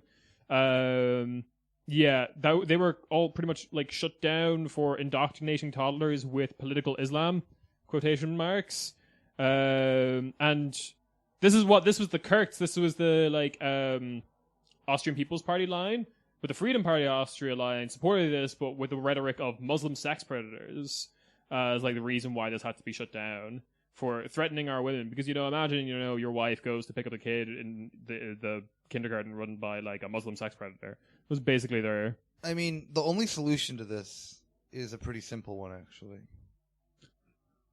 Solution? Yeah, to the problem with the FPU and the All right, okay. With UVP. Yeah. Just expand the Ottoman Empire back to its, its original borders. None of this would have happened if they took Vienna back when they were supposed none of this to. would have happened. We would have, Austria would have been safe. Yeah. Under the good type of Sharia. Boy, I got that good Sharia. Last two little things I have on my list of like the things they did. Kind of going more on the economic stuff. They cut a lot of like public social spending and social benefits. They cut corporate tax rates, and they also did a lot of like unraveling of tenancy laws. That is like, and that kind of shit is the main reason why Red Vienna is called Red Vienna, is because of its very generous like social housing programs and like renters' rights. Like, we were talking about this with Deutsche Wohnen last week, but like a huge parts of Vienna is just like social housing. And a lot of that is now under the purview of this coalition to like try and unravel. This is the thing that always pisses me off, like on an actual serious note. Yeah. Whenever you're trying to like go and like all right, the word's used a lot, maybe too much, of that the far right in most European countries, with few exceptions like Orban, are just openly neoliberal. Like, they get into power so that they can like, bring back, so that they can use state power in order to start privatizing and this and that and that. And I don't know why this view of them is like gone out of favor now, because you can still be an insane racist and be a neoliberal. And that's just the new version of neoliberalism, is this like nationalist, liberalism, more or less. Yeah, and you see a lot of the liberal papers like try to deal with this. Yeah, but then they also underwrite it as being good. Yeah, like very haplessly try to deal with this contradiction, because they say, "What? Like, just look at like the EU elections. They're like, a real liberal wouldn't want They say they're nationalists, but all of a sudden they want to be in the EU, which they ungratefully said like hated for so long, and it's like. But then when push comes to shove, they'll defend them if they're threatened by like anything like remotely left wing. Mm-hmm. Yeah. There are we were talking about this off mic, but there is like some smaller parties around Europe that are like in favor, that are right wing, and there are this crazy racist, but like are in favor of increased social welfare schemes. Yeah, these aren't them. These aren't them. No. Like in what we would call like North European countries, the rich countries, that those kind of movements basically don't exist. Yeah. But La Lega is in favor of like increasing social spending, but for Italians, and probably for Northern Italians if you really push them on it. But they're also pro austerity. Yeah, it's a mix of. It is more of a mix. I don't think they have. I think like Lega and Fidesz and like they fall into like a much weirder category. You can't say that they're neoliberal, but they're not at the same time. Like they kind of have like a mixed bag of like a. It is. You can't maybe paint them with like a simple brush, but you're right. There is like this neoliberal right that is definitely prevalent in like. I would also describe everything that's been happening in the right wing in the Netherlands. Even as like that. Trump is that, but apparently like that's a hard thing to like convince people with. Swedish Democrats are doing that as well. Yeah. I'm pretty sure. The last little sin I want to do is just like they've been expanding police surveillance, curtailing the right to protest, controlling public broadcasting. Yeah, that's my big list. I'm still right. Everything that you described. All in the favor of capital. So Yeah, it's interesting in Austria because the FPÖ does peel off a lot of former SPÖ voters, so a lot of like working class voters. They have a lot of young voters, but they're completely. I mean, it's very, very pro austerity, and a lot of it comes from exclusive cliques of like far right fraternities almost like it's just in like Austria. a quality of like Austria mentality that like you got to be pro free market, but when push comes to shove, baby, I'm a fascist. It's It's like 30 almost as if this exact thing happened in the 1930s. Almost exactly like there's an entire school of economics named after this country. That is exactly this. Well, all right. Well, so we've talked about the video. What I want to do now is basically tell you that why this is such a bigger, more entrenched problem than just one coked up guy in an Ibiza villa, History, like baby. doing a crime. Because it's not just like, oh, he did a crime. It's just literally nothing but crimes all the way down. And this is true of the FPÖ. This is true of the history of Austria. This is true of like any liberals in Austria or Europe, like any attempt to try to like criticize this or like This country shit is what we're just trying to the whole tell you. it's all shit all the way down is what I'm trying to say. So where do we begin? You want to begin with the Austrian School of Economics? Well, one place to begin that I just want to say is because, like I said, Austrian history is like bizarro German history, and you had a Red Vienna. Germany, if they were more Catholic. You had like a revolution and a civil war, and you had the fascists take over. And Engelbert Dollfuss was very much like a corporatist. That's what he called it, like corporatism, just like the Italian fascists. And then they thought that like fascism was like a third way between socialism and very, very Catholic and capitalism. And basically, there were coup attempts and eventually taken over by the Nazis, because then it's like your whole Catholic corporatist fascism needs to be taken over by the Nazi fascism. And basically, after the war, every single party had some connection to the fascists. The FPÖ is a direct descendant of the Nazis' side. The ÖVP, the like center right, is just like literally it's the same party from before The Austrian fascists? the Austrian fascists, Austrofascism, and the SPÖ. Like a ton of them were like hyped when the Nazis came in because they're like, yeah, overthrowing fascists. Like Fucking that's crazy. great. And the thing with the FPÖ is that they've had cycles throughout Austrian history of like. Basically, when they first started, they were like, we are the liberal party. We are like just liberal economists. Any of this Nazi shit, we don't want anything to do with it. One of my favorite boys in history in general was the one of the lead economic advisors for this party. He was one of the economic advisors for Dollfuss, the Austrian fascist. Oh, okay. I think. Yeah. No, he was also the economic advisor for the government afterwards too. Who's this?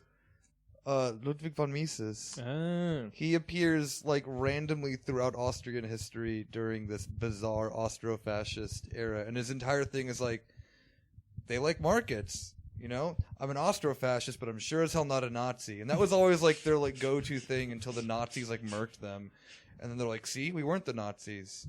But that's not really saying anything because it's also like what was it called? The Iron, what's it called in Romania? Iron Guard. Iron Guard. Their thing was the whole thing of like, yeah, we're fascist, but we're not Nazi. But it was just because they were too extreme for the Nazis as well, so they just like, you know, murked them as well. Yeah. Like, just because you were more fascist than the Nazis doesn't excuse you of being a fascist. Your name is fascism. And we have like a dynamic, not just in Austria, but everywhere, because this is inherent to capitalism, that this like capitalist liberal party somehow keeps running into Nazis like constantly. So even though it was refounded as a It's liberal like when party, you're in like walking in the grass in Pokemon, or just like Rattata coming at you. you just know it's coming. Another step. Because I think I can fight this off, but if he uses a special move Anschluss, I'm fucked.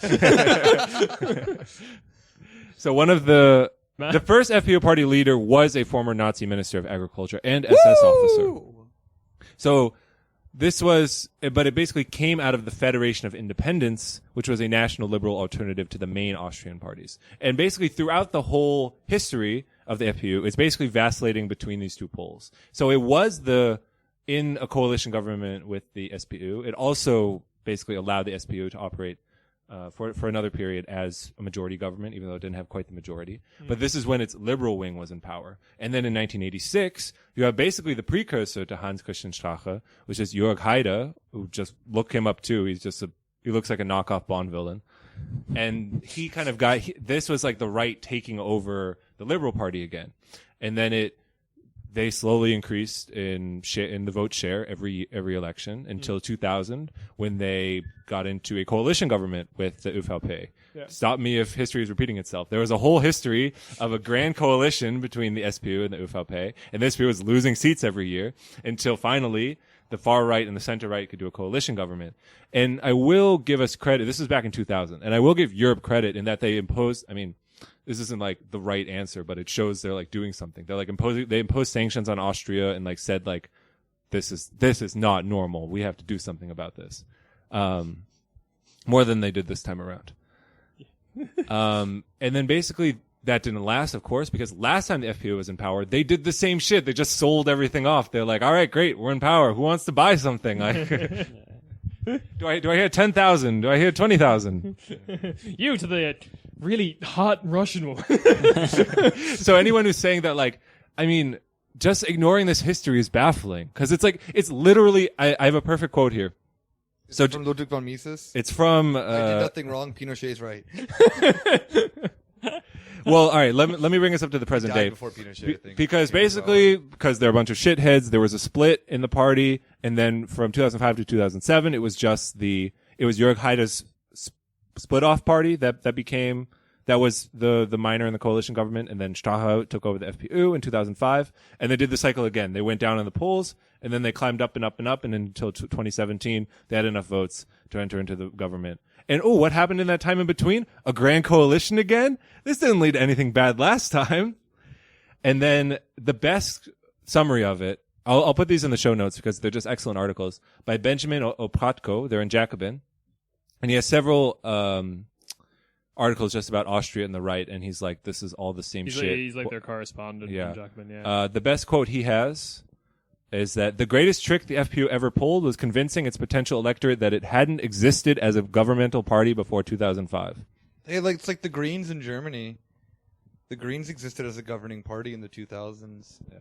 And just they were shit. And not only with the FPÖ, because there was also just tons of corruption in Austria throughout, like even after the FPÖ left. But like anyone saying that this is like a new bad thing, we can't let this be normal, buddy. This is normal. Austria's shit. And apropos of not that much, the president in the 1980s of Austria was a Nazi. Wait, what? Cool. The guy Kurt Waldheim. So we should say that the president doesn't have that much power. Yeah, but they have more power than in Germany. They can do some things. okay. Yeah, they can like block minister appointments and stuff. Just but not usually just they looking don't. sexy like Frank-Walter They do have Steinmeier more. is, And you this know, guy, Kurt Waldheim, who was with the the ÖVP.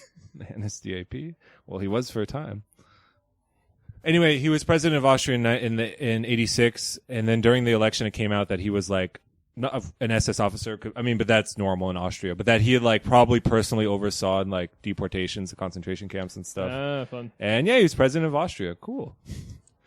And it's not even that much of a. This was in 1986, which was the same election where Jörg Haider. I mean, when Jörg Haider took over the FPÖ and kind of like said that the Nazis are back, baby.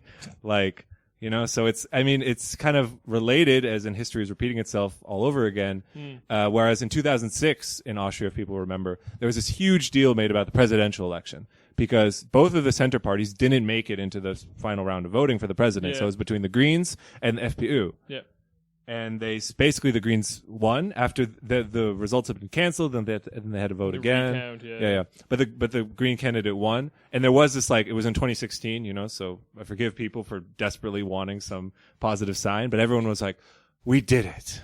Yeah. Nazi, like the far right's been defeated, and like literally the next year you have the Kurz and FPÖ government. Yeah, so it was like there was like some nice symbolism and stuff with it as well, because like the FPÖ candidate was like going on about like we just need to throw all the refugees into a giant meat grinder and make a fine paste, and then By the way, Strache mentioned several times in the video that guy Norbert Hofer, is like the second in command. The FPU candidate. The FPU, yeah. The FPU presidential candidate. I mean, yeah, why wouldn't he be? The vote was incredibly close both times. And then the Green guy, like, to put in the like symbolic symbolic aspect of the vote, the Green guy was a refugee. He was like a refugee from like Russia when the Soviet Union was collapsing. But like he got in when he was relatively young to the country, so he was able to like gain citizenship and stuff. So like, yeah, that was the vote, and people did celebrate, but it was a narrow vote both times. Like, it was so narrow the first time it warranted a recount. There was something. There was a problem with the postal voting. They bought like cheap envelopes or some shit like that. That opened on arrival, basically. Basically Classic grifter stuff. Just selling off the government and buying cheap envelopes. This sounds like a fucking this sounds like Turkish democracy. Because it was like, it made sense because they were able to just go, well, there's no way to tell for sure if these were tampered with or they just opened randomly themselves. Some of them all voted for AKP. I mean this in a very loving way. But Austria has strong Eastern Europe vibes. It's not surprising that they love Orban and everything. Yeah. That's why it's so funny when they got strong Ottoman vibes. You know, they really should be. They are the confluence of Europe, of just like where West means East and Ottoman. Well, because like you have groups like Viking Jugend, like Viking youth neo-Nazi groups, and it's like, dude, you're Austrian. Like they're like just be Austrian, like, man. Yodel in the mountains and eat. Yeah. Your, be a Catholic fascist. What are you doing with this Viking shit? Eat your Knödel, Why are any of you mad? You have decent Bergkäse. It's good cheese. It's a good hard cheese. It smells funky, but it tastes good. I swear to God. So yeah, the right has always been shit. The center right has always been shit, especially center left has also had a pretty, especially since Kurz took over. So in 2016, Kurz was basically the wing of the. He basically tapped into that element in the ÖVP, which again is from the Austrian Fascist Party. Yeah. So it's not like there's anything new. But it was like, you're sick of the Grand Coalition. We can be more than this. And then like basically like took over the FPU's platform with ÖVP structure. And now he's going strong. What's he up? 3 points in the polls since the video came out? Yeah, it's not enough for him to have an outright majority, but I guess, like, I think we've talked about this before, but the strategy does seem to be like, he would rather be in a coalition where he has more seats and he's with and dependent on a much smaller party, like NEOS. Because the problem you had with the FPU... What? Yeah, Neo-Demokratia, because again, it's very Ottoman in Austria. Austria is Turkey. I've heard that somewhere. Like a big math equation. It's like Austria equals Turkey equals Greece. It's like a beautiful mind board where you just have to write on the wall. I was like, you're a genius. All of it. It's one of the conspiracy theory boards with string, but it's just Turkey in the middle and then string out to all the other countries around. No, I like the idea. Like, this develops into a whole biopic, and it's like, Nick, are you paying attention? If you invented the Ottoman Empire, you would have invented the Ottoman Empire. It's like that Always Sunny episode where like Charlie and Mac become the news. No, what is it? They work in the mailroom. Yeah, the Pepe Sylvia. The Pepe Sylvia thing. So my Pepe Sylvia is the Ottoman Empire.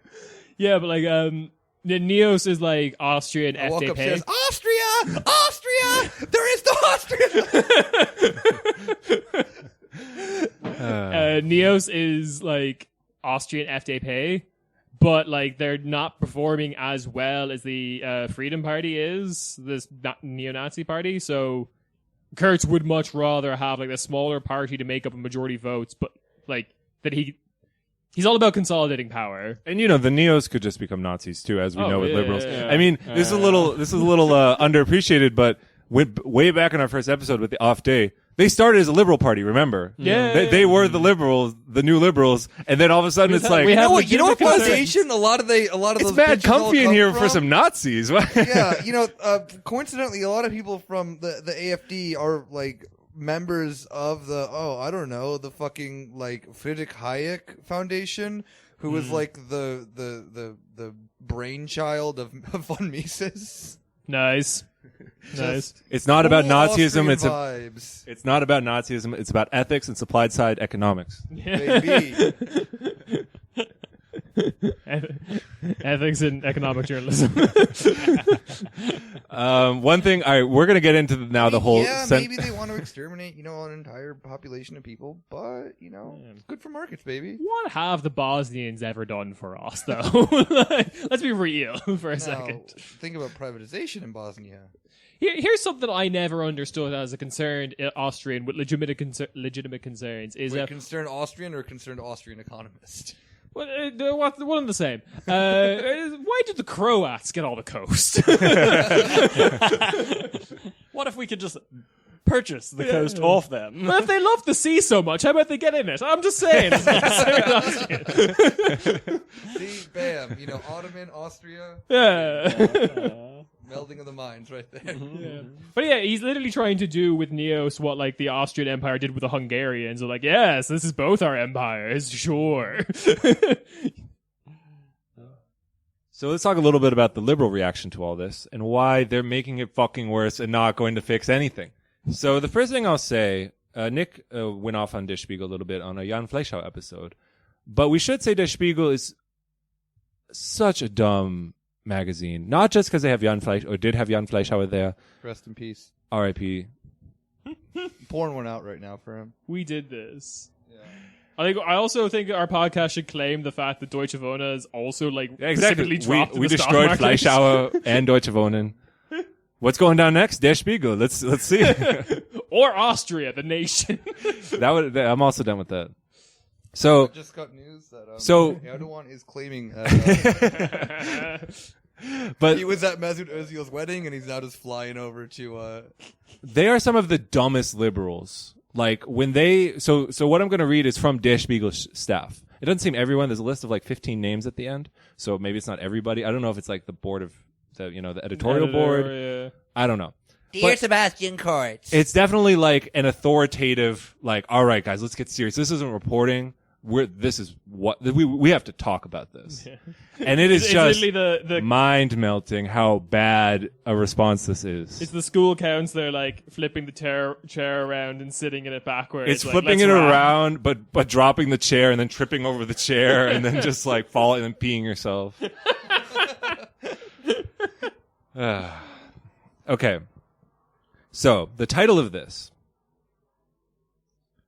it was written right after, so it's May 24th. So it's right after the Ibiza video, I think before the government had been dissolved. The right-wing populist plan to destroy Europe. Europe's right-wing populists haven't been stopped by the scandal in Austria.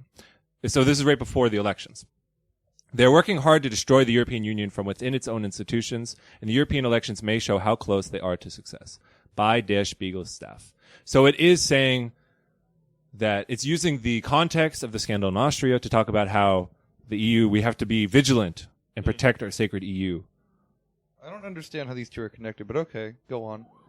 So it starts by describing a Salvini rally full of bluster. The self-proclaimed true Europeans campaign for entry into a parliament they despise.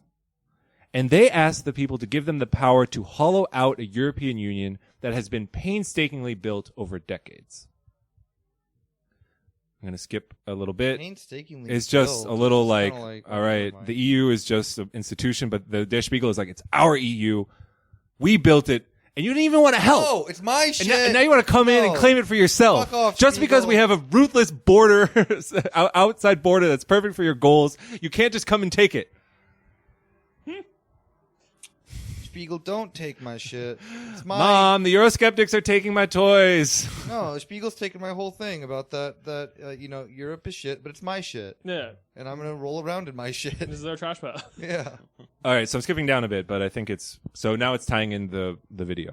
This time around, it's not about some low-level party official sending Hitler pictures via WhatsApp on the Führer's birthday in provincial Austria. That's It's not about that. Ignored that. That was fine. It was just a joke. That It was- was a prank. not only was that fine, still happening. That happened too. We're just talking about something else. I know it's confusing.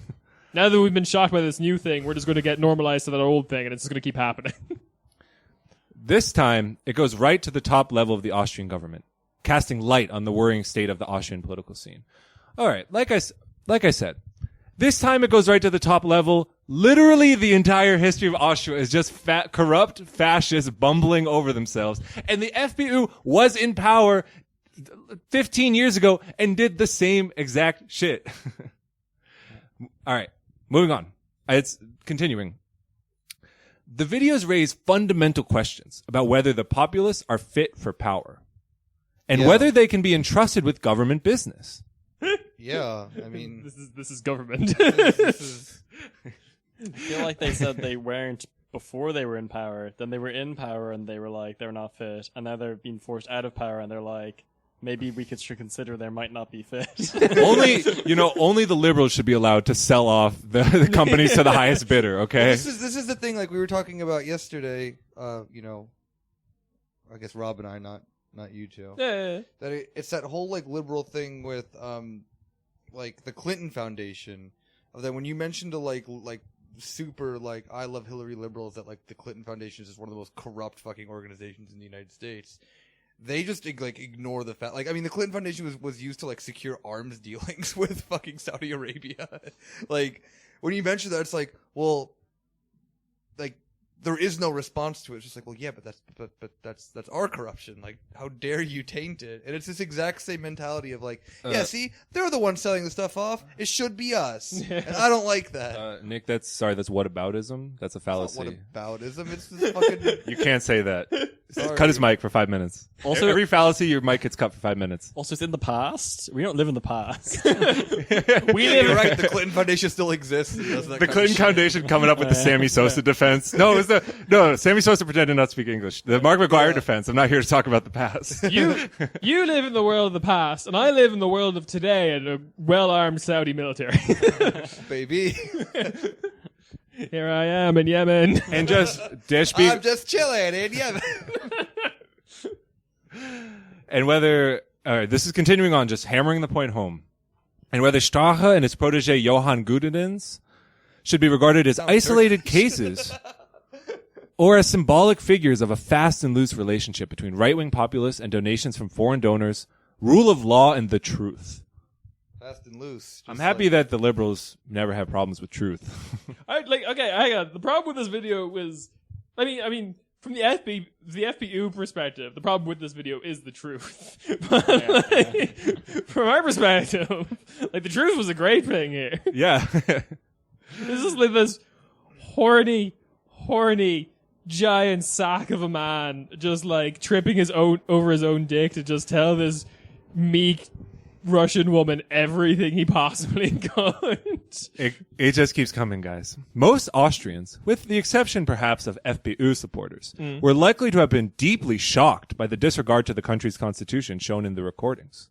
And many Europeans were astonished by the crooked behavior displayed by the second in command of a government of an EU member state. Damn, like there's no corruption in any other EU member state. Ignore Bulgaria. Everyone was shocked with the FPU being a government before. This isn't new. Run that shit back, Turbo. First of all, if you're paying attention, this should not be shocking at all. This is just literally every day. Like, Strache was probably like, which Russian heiress? Like, I unsuccessfully tried to... Oh, the hot one. Yes. I tried that like 50 times. There was only one video. The reason I said I didn't think it was a setup was because this happens to me all the time. And then it goes from Austrians to Europeans. Okay, maybe you can mess up Austria, but when we come together, we're supposed to be better than our individual parts. And as Europeans, I'm astonished that in the family, in La Familia, the EU member state, would do something like this. I'd expect something like that from Bulgaria. Oh wait, they're part of our family. I'd expect something like that from Serbia. Albania. Hungary, Romania, But all the Austria? other countries have corruption problems. You betrayed me. I do like the idea that they're treating Austria as some sort of like right-wing political sandbox where like, oh, we'll play around with some dodgy corrupt politics. Oh, it didn't work. Oh, I guess we can't do it. We'll try again. See how it goes this time. Those thumping their chests as uber patriots in their countries have little problem with conniving with foreign powers, obtaining financing from dubious donors, or even being pulled like puppets on a string when it comes to policy. The Strache scandal is undoubtedly detrimental to the original narrative offered by the right-wing populists, namely that the parties are the lone forces defending the good people against old parties and other corrupt elites. But as Strache has now shown, it's the right-wing populists themselves who are in fact the corrupt elite. What is this behavior though? Like, how is this behavior in any way different than take it to the the best country of Europe, Germany. Yeah. I don't understand how any of this behavior differs than the shit that like every single party in Germany does. Like there is like we're talking about with the Ende Gelände shit and whatnot. Like what's the name of the coal producer? RWE, yeah. Like how there's just a direct line of power between them and the CDU. Yeah. What is that? Is that not and the a direct exact same thing? connection between them and the police too? Yeah, like is any that sort not of the thing. Exact same thing, just because like what? Oh, he met with like a hot Russian woman who's not actually a Russian. What's the word? Heiress. Yeah. Like, now that it's a problem, like That's domestic corruption, though, and they're fine with domestic corruption. yeah, but like. If it was a just so lovely fucking- Austrian heiress. It's just so fucking stupid because regardless of what the situation is, like it is the game of just like liberal democracies is this type of relation between capital and democratic powers, so The establishment yeah, parties. it's in gonna Germany. happen, and it's funny to make fun of it like when you're a liberal and be like, yeah, yeah, told you. See, that's what happens when you talk to Russians. You're gonna get duped. But in reality, it's like they're all fucking up. Like, Well, that's the thing. They're like, it's so dumb of these right wings to say that they're not corrupt because look, they're corrupt, and it's like you're also corrupt. Like now you're saying exactly what you think what the right wing also says. Like, no, they're the corrupt ones. No, they're the corrupt ones. This is almost like exactly what brought down Rajoy's government in Spain was the massive like links between the party and various construction companies, and they were giving them favorable treatment for government contracts. And you're like, oh, and the populists are making deals with people. We have them on tape. It was like, literally, Spain's government was just brought down by this, but it was like the center-right party. Yeah. And now you're saying the problem is that they're the populists, and they promised you with something different. And you're like, but also what they're saying is true. If they're saying the establishment parties are corrupt and selling shit away, we know that they're doing that. And that's like definitely the case. Yeah, and then like this, and then like also the conspicuous silence that like the establishment parties in Germany have had in regards to like the emissions scandal with Volkswagen as well. there cannot be any relation between this. Oh no, of course Of not. course not. No. Not in big car Or land. like Not in big yeah, car land. like like there's the whole thing. Like I think it's always so funny whenever you find like a German billionaire, and it's like, oh, German billionaire, what's her name? The heiress to Axel Springer, like notoriously shit newspaper. Alexa Springer. Of course. She's also like best friends with Angela Merkel. Oh, cool. Yeah. Like that in like, but that's always like considered. Just, She's also like, best friends with a Volkswagen car. Yeah. It's always like it's in You know Germany- Herbie the Beetle? Yeah. I'll never betray you, Herbie. I love you, Herbie. The only thing I want to point out here is one thing Angela that Merkel's they a really good friend. one thing that they emphasize a lot is that they're puppets on a string. So they're yes. puppets. Yeah. We're going to come back to this later. But the article goes into, and it's actually good reporting. I mean, in general, that it transitions to the off day and all of their shady finances. Shout out, for example, our boy August von Fink. I don't want to go into everything here. Der Spiegel they do write rapturously about the German intelligence agencies fighting our battle for us and finding out these. Yeah, we love our cops. We love our cops. For Fast and Shots, if you're listening again, you're really cool and sexy. We love you. One thing I just want to point out because shout out our homie Alexander Gauland. So they're talking about Russia and all the obvious connections to Russia and financing. And this is it's basically a throwaway line, but I couldn't skip it. Alexander Gauland is also a frequent guest in Russia, but he rejects any criticism because he claims to be following the foreign policy footsteps of Bismarck, who believed in strong German-Russian relations. I mean, Yeah. All right. Yeah. Cool. First of all, just like I imagine just okay, dude, you're just like Otto von Bismarck for sure. Like, Everything went great for him, though. the other part is like, yeah, okay, I read the testimonials of thousands of women, but I was just following in the footsteps of the great Genghis Khan. Like, you can't criticize me. I'm trying to be great. I'm being. Is that the new like NBA MEP from Lithuania? It's like that's his defense. Isn't this like a fucking Boris Johnson pretending to be Churchill? It's like a Boris thing Johnson full on thinks he is Churchill. Yeah. And he has several books written about Churchill's life. I believe that. I murdered all those people just because I want to be Churchill. Yeah. Like I think he genuinely thinks he's a great mind of his generation, despite not having really done much. He just keeps highlighting like racist things that Churchill said, and he's like, "Oh man, what a singer! I'm gonna repeat that." Watermelon smiles, cool. Tackle a rugby kid. So now it's transitioning from that into the broader European far right. Are economic interests at stake when Matteo Salvini's Lega party repeatedly advocates an end to the EU's useless or even harmful sanctions against Russia? Do the Greek far-right parties get money for their frequently expressed conviction that there is a natural alliance between Greeks and Russians? How does Russia's president exploit the image he enjoys as being one of the last guardians of true values among European groups of both European extremes? sanctions against Russia are bad. A leader who seeks to prevent what he describes as a weakened, immoral, decadent EU from prevailing? Leave the Greeks alone there, Spiegel. One thing, there's just a line in here. The European Council, where European heads of state and government still establish the broad parameters of EU policy. That's like in contrast to like the populism. And I'm like, whew, mask almost slipped there that the European Council is the whole future. Yeah, everything's decided by arthritic old Germans who are all friends. I mean, yeah, it is. Look at... Weber. Oh, we're getting to Weber. Don't worry. Oh yeah, how was he? What? Don't worry. We're getting there. Oh no, they don't say Weber's good.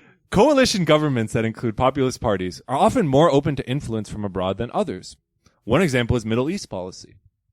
Countries like Hungary have begun diverging from the European stance to serve American interests. Because Hungary stood in the way. Wait, what is the fucking European Union that if not just like an overarching continuation of NATO? Fuck off! Because Hungary stood in the way, the EU was not able to condemn the Trump administration's decision to move the U.S. embassy from Tel Aviv to Jerusalem as a diplomatic mistake in 2017. Budapest essentially became Donald Trump's advocate in Brussels. What? That's the thing you criticize? Like, that's the one specific thing. I'm losing the thread here. How is I this don't. related Yeah, to the if FBU? they found the one thing in foreign policy that like all European nations like weren't like completely like yes, this is good, because that typically how it is. There's very few like there's not like an anti-imperialist movement with like any major European. No, and like the whole Juan Guaido thing, like the entirety of Yeah. Europe fell over on that one. yeah, Yeah, like fucking what's his name? SPD fella, Heiko Maas? Heiko Maas. know Exactly. him. Thank you. I heard of Sigmar Gabriel. Sigmund Gabriel's no longer the. no, he's gone. Yeah, but Heiko Maas immediately with the whole like Guaido shit was like, "Yo, Donald Trump, we fucking got your back, baby." Like there is no foreign policy for Europe that isn't U.S. foreign policy. Like it just like oh Trump, this one thing that you did that we don't like. See, we're independent. Woo, baby. Oh wait, you want some more money to send it to fucking Saudi Arabia and to help the Free Syrian Army in Turkey and shit like that? Here you go. There's a lot going on here. So first of all, Middle East policy, like that's just the like right wing populists who are affected by that. Like, do we need to bring Fuck up like outta the here. Tony Blair Institute again? The Tony Blair Institute for Tony Blair being Tony Blair. Please leave Tony Blair alone, Tony Blair. For the Also, children. shout out to For the Saudis. children, for the younglings. Another part, and this is like a massive fucking failure in the liberal worldview about how the right or capitalism writ large can function. That like Hungary is like they are Donald Trump's puppet. Someone has to be the puppet of someone versus Hungary being like, all right, cool. I'll like ally with Israel on this and support them because that's what they want. Right? It has to be coming from like Trump or like because that's the whole thing, right? That there's one identifiable cancer. Like, Well, it makes it also Hungary easier for them to digest because if you acknowledge that, then like people like Viktor Orban are just like natural products of just the shit that is going on in Hungary. It makes it much more difficult. It makes it harder for a liberal European to realize that Europe is shit. Yeah. well, Because just like if you just say that it's Trump, then it's like, oh, see, it's an outside influence. Just like Americans in the U.S. when they look Yeah. at Trump, Trump's the only problem. And in Europe, they can do the same thing. Trump is the only problem. It's not actually fucking, this is how capitalism works. This is how all of us function. Lenin is staring at me approvingly. So This is I'm just very happy Trump. with this. But as if Trump has any fucking idea what's going on, you know? Like, I love. he just meets Sebastian Kurz and is like, this guy, he's very young. I had no idea he's so young. Look at him. He's so young. He's a baby. You want to talk about Hungary? I was hungry once, so who wants McDonald's?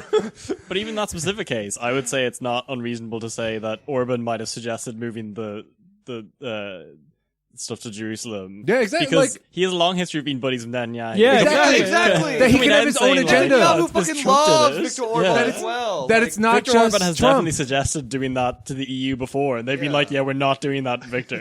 Probably suggested it to Netanyahu. Just like, hey, go for it, man. I've got you. Like, exactly. the whole Der Spiegel project, and there are a ton more examples in here about the just blatant idiocy. But like the whole like idea that like, oh, you know what's good? Liberal democracy. That's pure and essential, and that's fine. And we were talking the other day, liberal democracy as a euphemism is up there with like Amazon Fulfillment Center as like something that's like fucking evil, that they're just like, there's like evil capital, and they're just like, no, it's liberal democracy. Yeah. It gets you things when you need them. Surgical strike. We killed the person we wanted to at the enemy wedding. Don't look into the rest. Okay, this is more on that same topic. And their partners abroad are quick to praise them for services rendered. 12 days ago, your service. Hungarian Prime Minister Viktor Orban was showered with praise by the U.S. president himself during a visit to the White House. Orban, Trump said, does a tremendous job and is highly respected all over Europe. Now they're fucking pissed. That, of course, is far from the truth. In many countries, respect for Orban is a thing of the past. And when it comes to domestic policy and the judiciary, his government is... that also gives the position with liberals that We liked him to begin with. they like them to begin exactly like Erdogan's exactly that. Like Obama, like when Erdogan was starting picking up, like remember Erdogan was praised as being like the liberal leader of Turkey for a while, and then now he's slipping, even though he's never not been an Islamist. You know, like the AKP and the Muslim Brotherhood have a direct connection. That's why he got famous. He was arrested for doing the like pro-Islam prayer at like an official function. Yeah, and then like the other fucking side of this as well is just like, when Trump sat down with Viktor Orban, he praised him. When Trump sits down with anyone in a nice suit, he praised them. Like the fucking video he had recently with Leo Varadkar, Prime Minister, like Taoiseach of Ireland. Yeah, it's not like he's like, oh man, Leo, you're too centrist for us. Yeah. Oh, why can't you be more like Viktor Orban, you little bitch? You and your gay rights and whatnot. Yeah, so they were going Super Saiyan about how pissed they were that someone said that Europe likes Hungary. His government is seen as having betrayed European values. Hungary is against European values. Externally, Hungary has become a gateway for all those wishing to divide the EU. And the number of these open gateways is growing. Russia and the US are not alone in their desire to weaken the EU bloc. China has also incorporated the EU, the world's largest internal market, into its geopolitical considerations and is searching for access. because what do you do as a fucking global economy? Hang on. I, as the brain genius in charge of foreign policy for China, says, let's just ignore Europe. Fuck it. The second largest market in the world. We'll be great here. You know what? Actually, My economic foreign policy relies entirely on the Philippines and maybe Solomon Islands. Oh, no, I'm very day drunk. I'm just imagining now, like all the fucking like Spiegel people just being like, "That's it. Okay, we're promoting socialism in one country." The EU isn't equipped to stand up to such adversaries. It does have a couple of instruments it can use to punish intractable member states, but it hardly ever uses them.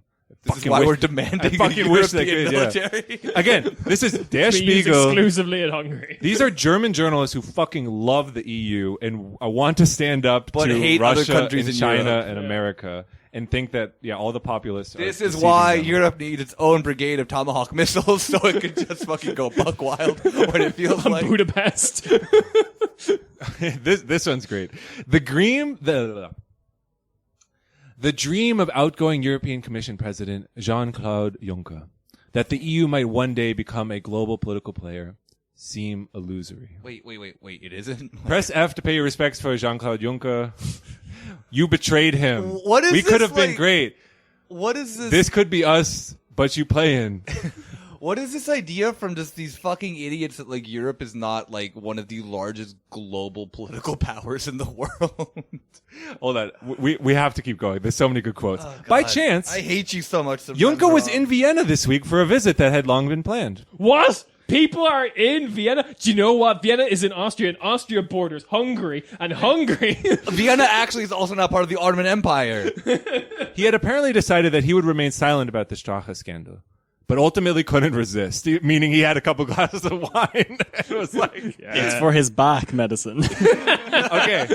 The back medicine doesn't work as well as I don't take it with wine. Very good, French wine.